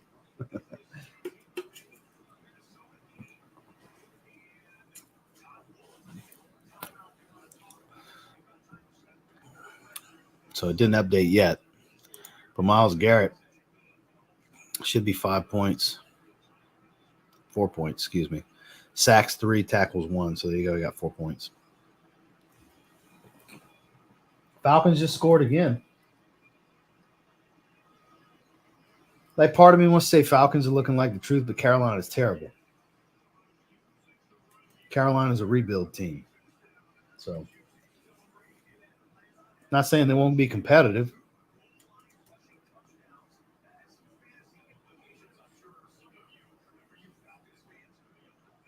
Uh-oh. Chubb. Come on, Chubb. Come on. Oh. Feed him again. Let me get a damn touchdown.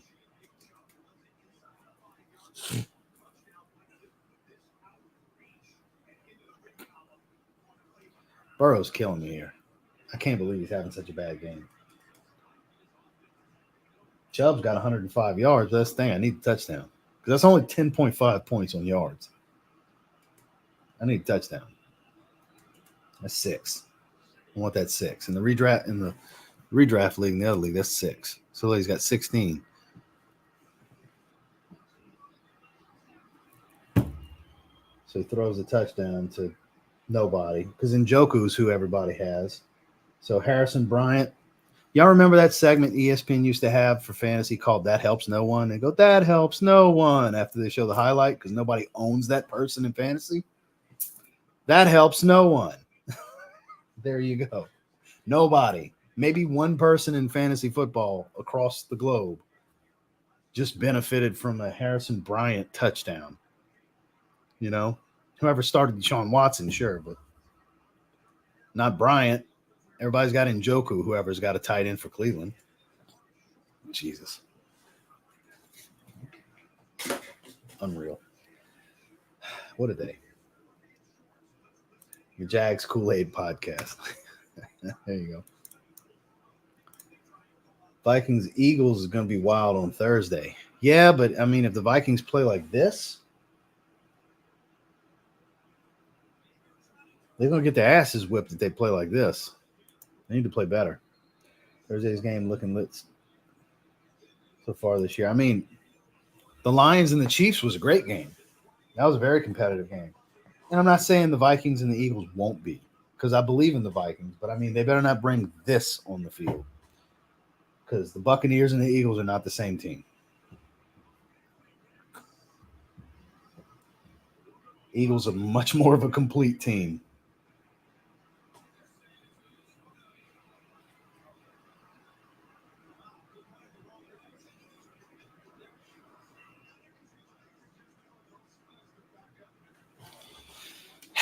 I really wish I would have got that touchdown from Chubb, but they will run the clock out with Chubb, so I will continue to get yards. But am I going to get 6 points worth of yards running the clock out? And it's possible, but he would need to break loose. We'll see. So I'm actually favored now because the defense is slowly picking some points up for me. But my entire defense minus Sauce Gardner's playing. I got the majority of my offense hasn't played yet. But that's where the big points are potential. I think the Vikings can pull it together for a W. They got weapons, too. They just have to utilize Madison. Well, they got to get Madison going. They open Jefferson up even more. So. No, like I said, I believe in the Vikings. It's just the effort they're bringing against the Buccaneers. They need to bring better than that to play the Eagles. Eagles legit. There's no two ways about it. The Eagles are legit. Look at Baker Mayfield shoving people off. See what I'm saying? Don't bring that Vikings team to play Philly Thursday. Win probability is 53% for the Buccaneers right now. They're favored right now to finish this game with the win, according to that stat. 9 minutes left in Indianapolis. Calvin Ridley got 8 for 101 with a touchdown. That's a great first game back. He hasn't played in 2 years. Had a mental health year and then a suspension year.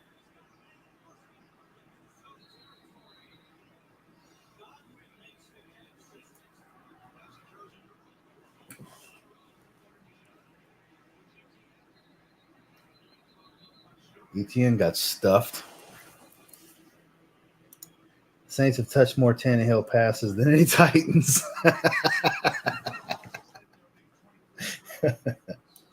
That's hilarious. That's sad, but hilarious. I mean, yay for me, but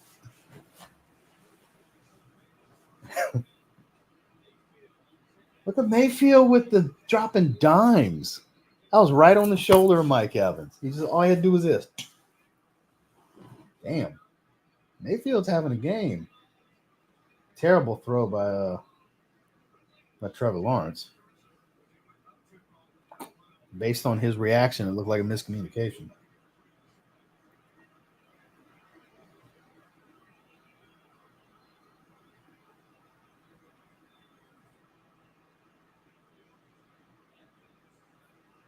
He almost made that happen. Mike Evans go bitching and whining. That's what he does best. So I don't like Mike Evans. I respect his game, but the reason I don't like him personally is he's always a bitch when we play him. Him and Lattimore have this thing where he's constantly charging the field, running into people, getting personal fouls and shit on the sideline. When it comes to playing us, Mike Evans must hate us because he just does the most dirty shit when he plays the Saints. That's why I can't stand his ass. I respect his game, but I've never owned him in fantasy because he's a dick. Just when it comes to us. He's probably not an actual dick, but to us he is. And I don't let what he does individually reflect on the Buccaneers organization. Whereas when Roddy White used to do stupid shit with us, oh yeah, it's the Falcons. First down, Trevor with a nice throw.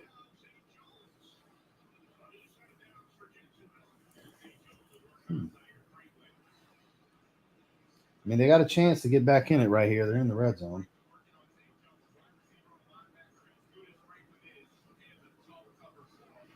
Only 10.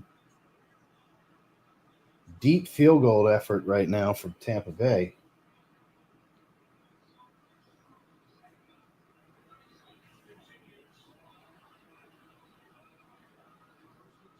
It's funny. I'm sitting here talking about 2 Florida teams, and I told you guys earlier how I always support a team where I live.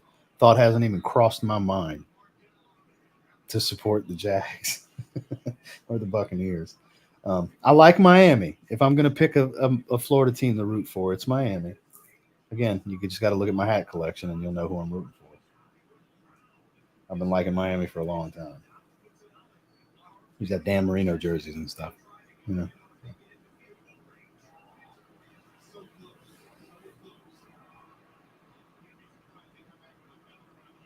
Let's see what you got, Trevor. Do it for Dedrick and the Sports Desk podcast. Make them happy. Make them boys happy. Tampa Bay just took the lead. Wow, first down, new set of downs on the goal on like the half-yard line. Bigsby showing some strength.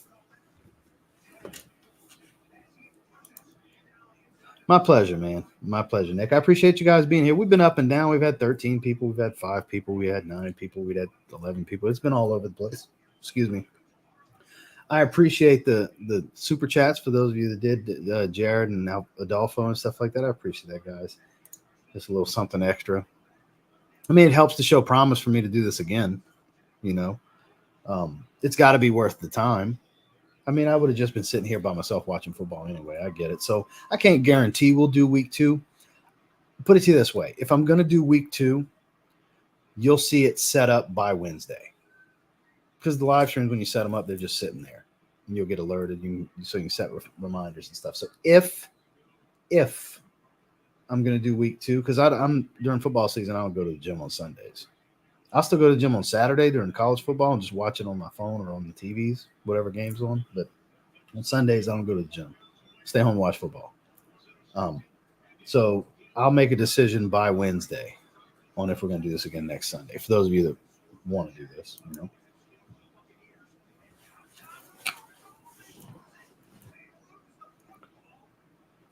Completion to Olave. Olave's 8 for 112. Okay.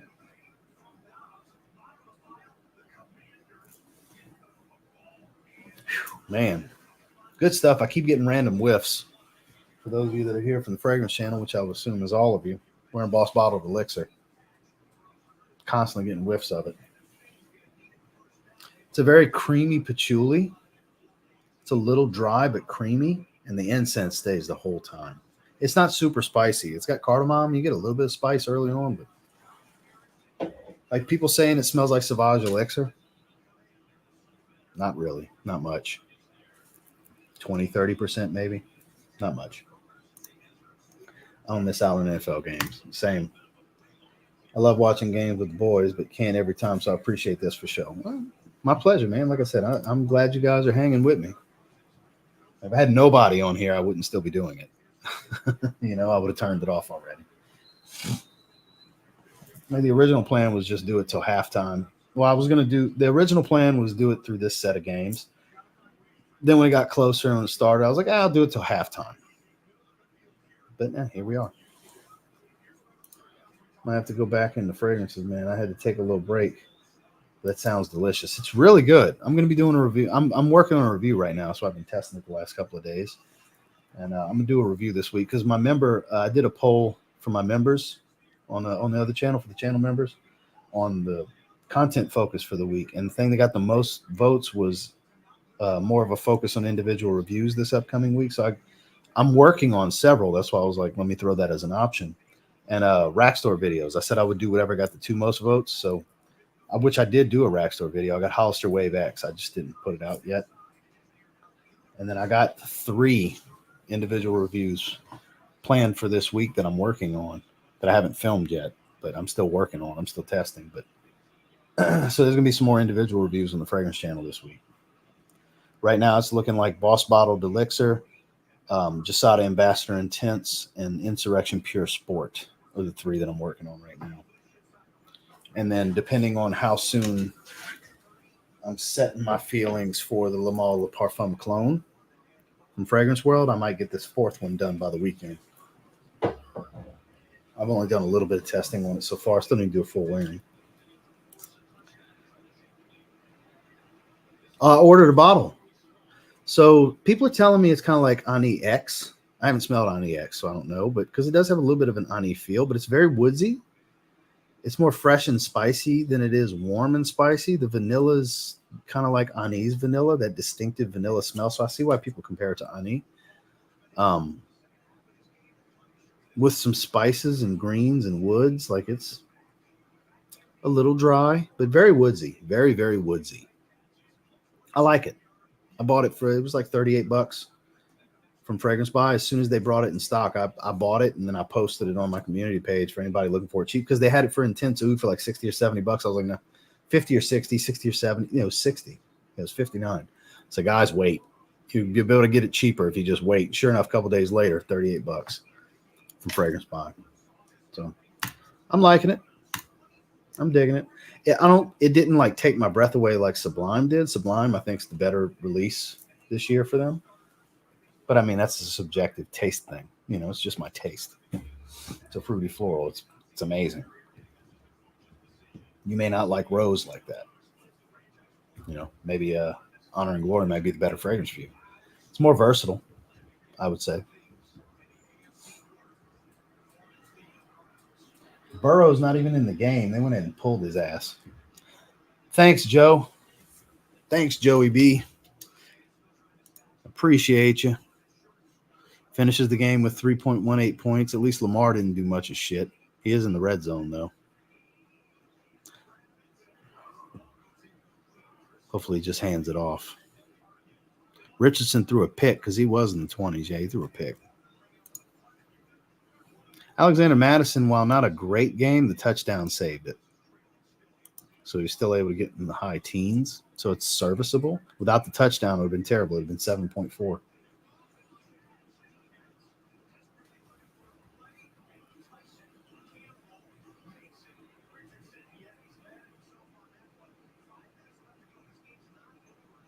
Yep. Damn. Yeah, I know Jags got the lead and got the ball back. That's why I was just staring there quietly and said, damn, I'm looking at the situation. Bought some actual made in India rose incense. And dude, I love rose, but do not like rose incense. It's way too strong. It depends on where you get it from, because the rose incense that comes from the mountains in Greece, that's what George has in signature rosé. I haven't tried the rose incense you're talking about, but I would probably like it. I like stuff like that. I love stuff like that, honestly. Incense, resins, and stuff like that. Frankincense, big fan. And I like a variety of rose. Variety of types of rose. Rose is like really getting up there for me.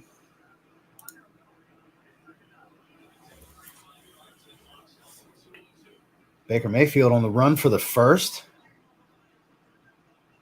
Damn. Baker Mayfield's having a day. I'm sorry. Baker Mayfield is coming out of nowhere. I mean, I know he's done stuff like this to shock people in the past over the years, but man, he's having a hell of a game. Baker Mayfield. Go ahead with your bad self. Yeah, let's go back to the Saints game. What's going on here? Spears, that's incomplete. Yeah, that's incomplete. I was not expecting the Saints game to be this close. I didn't think it would be some blowout, but geez.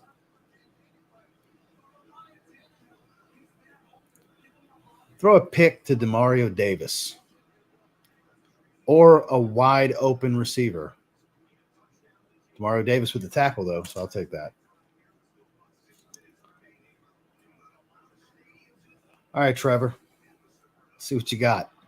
It's your game to lose. You're in the lead and you have the ball with 4 minutes and 15 seconds, so it's your game to lose. Yeah, I didn't expect anything from Baker Mayfield, honestly. I didn't expect this kind of performance. Or signature what? Oh, shit, Jacksonville. I looked down and Travis Etienne scored. There you go. The Colts lost this game. Or signature rosé 2 days ago. Okay, I got you. Yeah, the Jags straight up lost this game. I mean, the Colts, they lost. They beat themselves. The Colts beat themselves here at the end. They gave it away.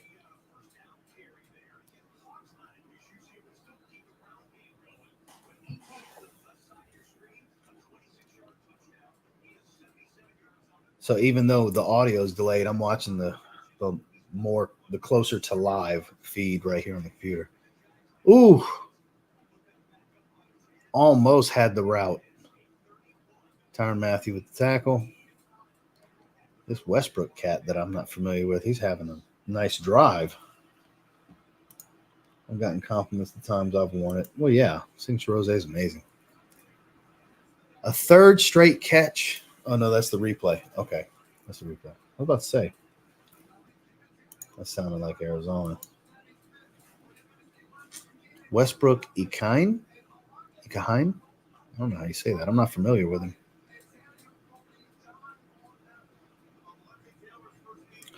Derrick Henry out wide. Okay. Odd formation. A big hoss like that.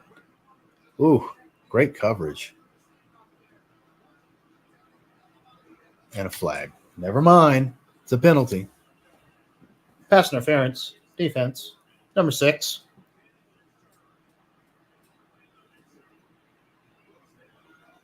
Jesus. We're getting exciting here at the end for some of these games. Minute 42 left in Washington. That's a hell of a competitive game. Colts definitely choked. They beat themselves. They beat themselves more than Jacksonville beat them. They beat themselves.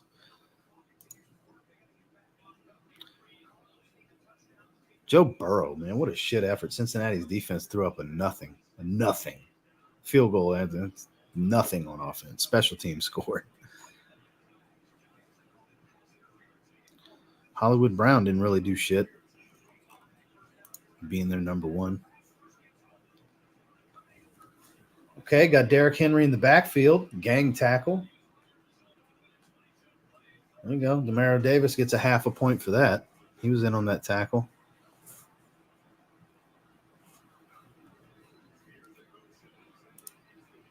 Still here just talking, just taking a shit real quick. Well, I appreciate you updating us on the bowel movement, Nick.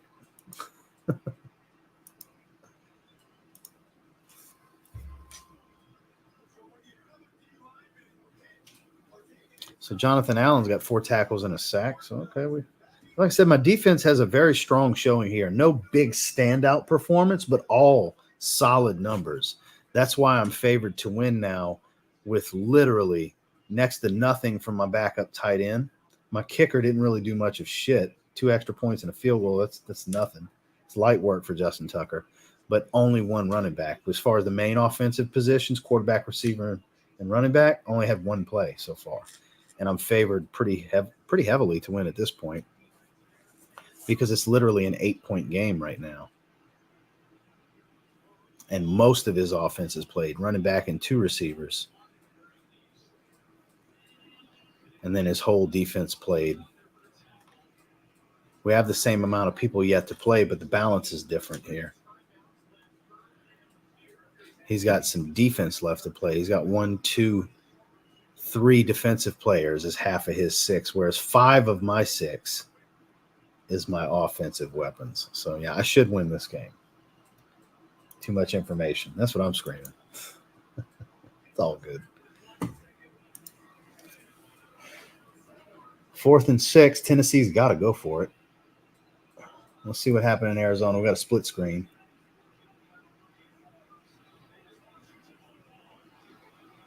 Washington ball. Yeah.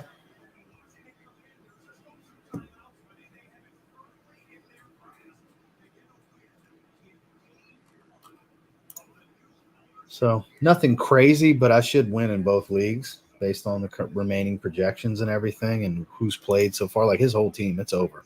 I just got to do a little bit with my offense here. Like they just got to have mediocre games and I win.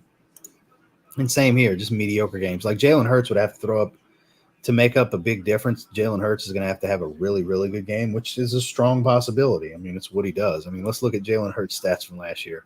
Just to give you guys an idea. So it's over 700 points. When you have a 700-plus point quarterback, you usually a playoff team. Patrick Mahomes had over 900, but, I mean, that's the rarity. Like the year before, Tom Brady had 8-something, which I had. I have Tom Brady. Well, I retired Tom Brady. But, yeah. Yeah, he could easily, like if he has one of these 60-point games or something like that, I mean, that's tough. That's tough to overcome when you're playing against a quarterback doing 60-plus. Because who knows with Herbert? I mean, Herbert's good for stuff like that too. See, Herbert was only 600 points last year. It was a down year because if you look at his 2021 stats, he was an 800-point quarterback. So Herbert had a down year. Herbert was number 3 the year before, number 2. So I had the top 2 quarterbacks in 2021. Tom Brady was number 1 and Herbert was number 2, and Mahomes was number 3. So think about that. You only start one, but it's a good problem to have. So I'm hoping for more of this type of year instead of the down year that he had in 2021. He just didn't have near the touchdowns. He still had the yards. He just didn't have the touchdowns. So we'll see how it goes. Arizona lost. Dobbs is trash. Arizona had 0 offense. Yeah, it was their defense that kept them in that game. Absolutely. Totally agree.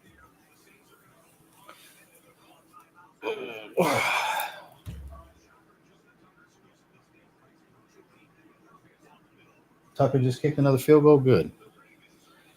Good.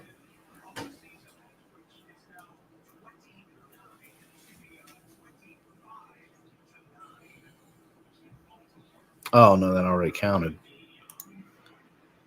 That's the field goal that's right here, the 39-yarder. Okay. Okay. Well, guys, I mean, we'll catch it to right at the end of this early set of games, and I'm going to go ahead and shut it down. We've been streaming for 3 hours and 22 minutes. I appreciate those of you that hung out with me, those that have come and went.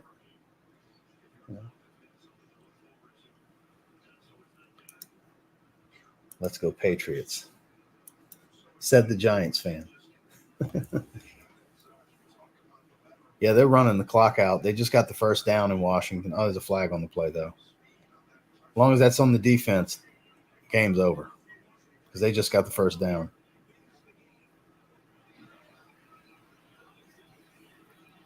Holding offense. Also, game's not over yet.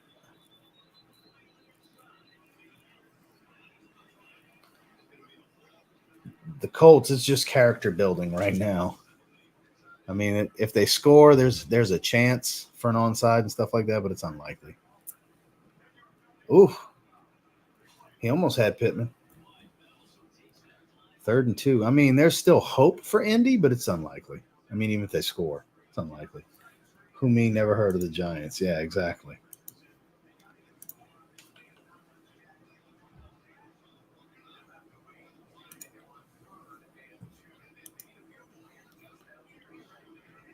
So Hopkins, 13.5. I mean, decent. 7 for 65, no touchdown. And then same thing with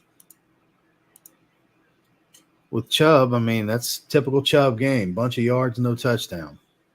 That's what makes him solid. He's solid. He's just, if he would score, that's great. Like if he did that with 2 touchdowns, it'd be phenomenal.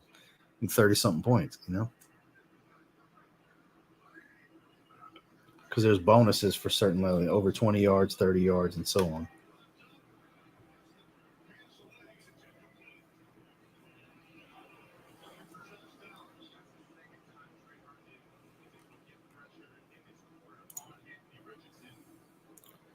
Let's go back to the pick and pool.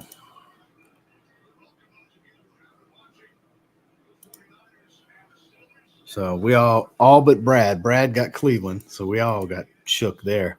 We all have Jacksonville, but that's not over yet. It's pretty much over. Keith took Tampa Bay. Good on him. Dub took Carolina. Shame on him. We all but Brad took the Saints. And then we all took Baltimore. Saints aren't covering the spread.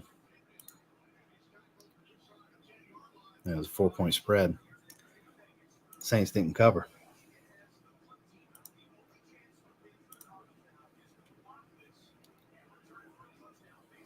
All right. Let's see who scores here. Richardson going to take it? He's trying to. He looked really slow on that play.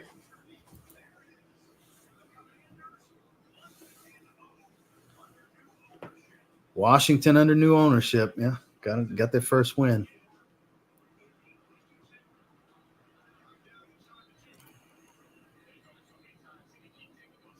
Is Richardson down? Is that Richardson that's down? I think it is. Oh, shit. It is.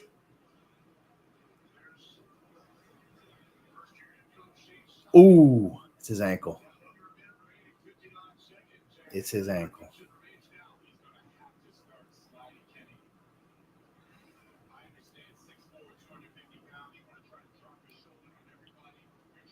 Put pressure on it. Yeah. He's able to walk it off. It just hurt really bad. He probably had a mild sprain. He's able to put pressure. What happened to Jared? Jared's probably at work. He's probably at work. What you gonna do, Carr? Ooh, Michael Thomas with the catch though. Getting up, getting tough on the defender. His defender got shaken up from hitting him. Hooker got shaken up. Uh-oh. Gardner Minshew. Some Minshew magic.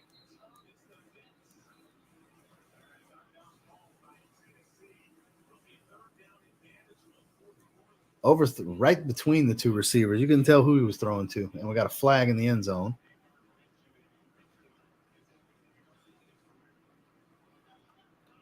So Taysom Hill shit the bed for me. He didn't do shit. 3 rushes, 4 yards, and a tackle.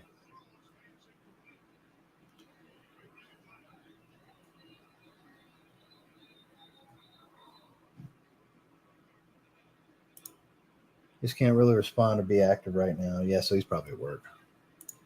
Sim of the day. Who is your team, Jared? That's a great question. If you're able to say anything, Jared. Still got a minute 55 in the Saints game. We're only up 1. We have to seal it. It's 3rd and 6. We have to put points on the board. We got to at least get a field goal to make them have to, to where they need a touchdown to win. Got to at least do that. Deep ball, open, got him, out of bounds. We're in field goal range just like that.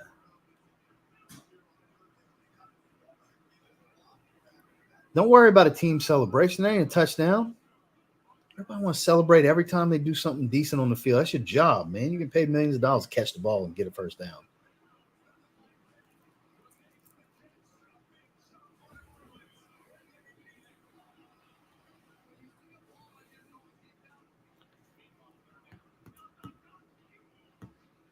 $300 yards for Carr, 10 incompletions. Got a pick. Shaheed's having a game. Shaheed's got 85 yards, 89 yards, I think it was. Gardner Minshew on the run. Uh-oh. Oh, good defense.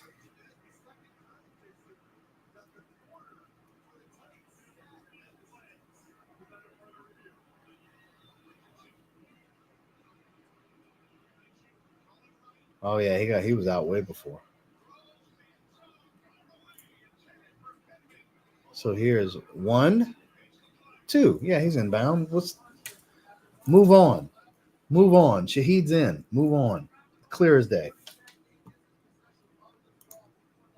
St. Bart's for the gym. And then Kyler's wearing tobacco.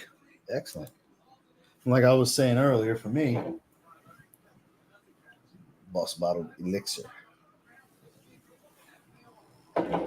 Which I'm indoors all day. It's super hot outside today. I'm indoors watching football, so I can wear something a little darker like that. It's always a bit warm in Arizona. So good. Boss Bottle Elixir, it's going to be up there for designer releases of the year. Not number 1, but it's up there. It's really good. Tobacco, fragrances, and football. There you go. How long do we have to look at this Shaheed catch? 1, 2. He's in. The third step, he's just out right there. Mark the ball there. Let's keep it moving. It's still a first down.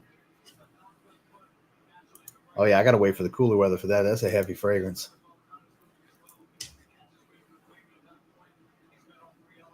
Yeah, first down New Orleans. Exactly. Keep it pushing. Thanks for killing our momentum and slowing us down. Appreciate you, refs. Great work, refs. Good job.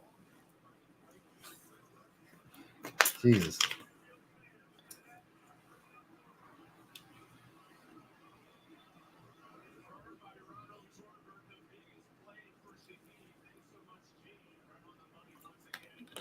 I'm done with the citrus fragrances. Not me. Not yet.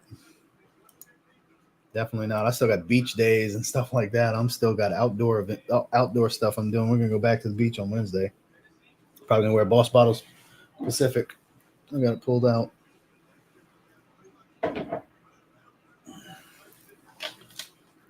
Ready for winter fragrances.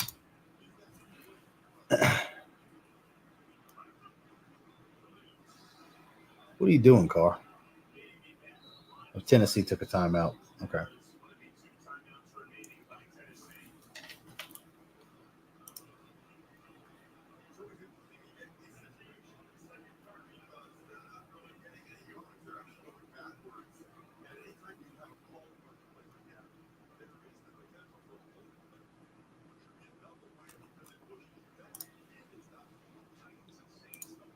Percival the other day from the giveaway. Yeah, so I've shared your post.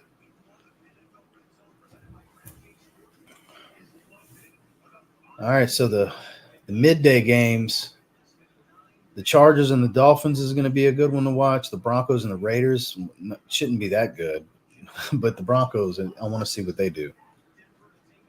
Okay, here we go. Shaheed on the end around. He tried to get down in bounds. Didn't work.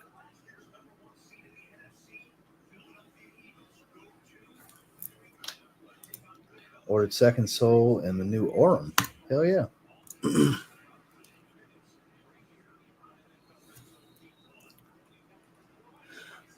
Baltimore ended up pulling away real quick and fast from Houston because it was looking way too competitive for the longest time. Shut up, Nick. Save that for Overreaction Monday. You can say all the crazy, wild shit with the rest of the media. The Browns are in the Super Bowl. My God. That was more about the Bengals not playing the way they should have, I think, than the Browns being that good.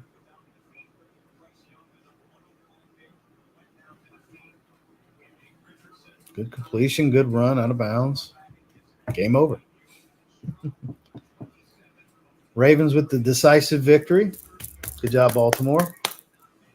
Saints, let's do the same thing. No, it's not going to be decisive, but we need to put points up and make it hell for Tennessee. They're out of timeouts. We get a first down, and it's over. 3rd and 4. Good run. First down. Hell yeah. Oh. Yeah, don't you get rid of that ball, Jamal. He put it on the ground. He got it back, though. Yeah, don't you cough the game up like that, Jamal. Okay. So we're good. We're in the red zone. We can now run the clock out. They have no new set of downs, like 1:15, I think. So we're gonna win by 1. Be able to kneel on the ball. Bonus coverage on CBS Browns Bowl. Yeah, sure.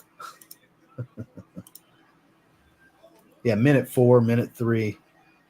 Yeah, so we're able. Yeah, we're victory formation. Game over for the Saints.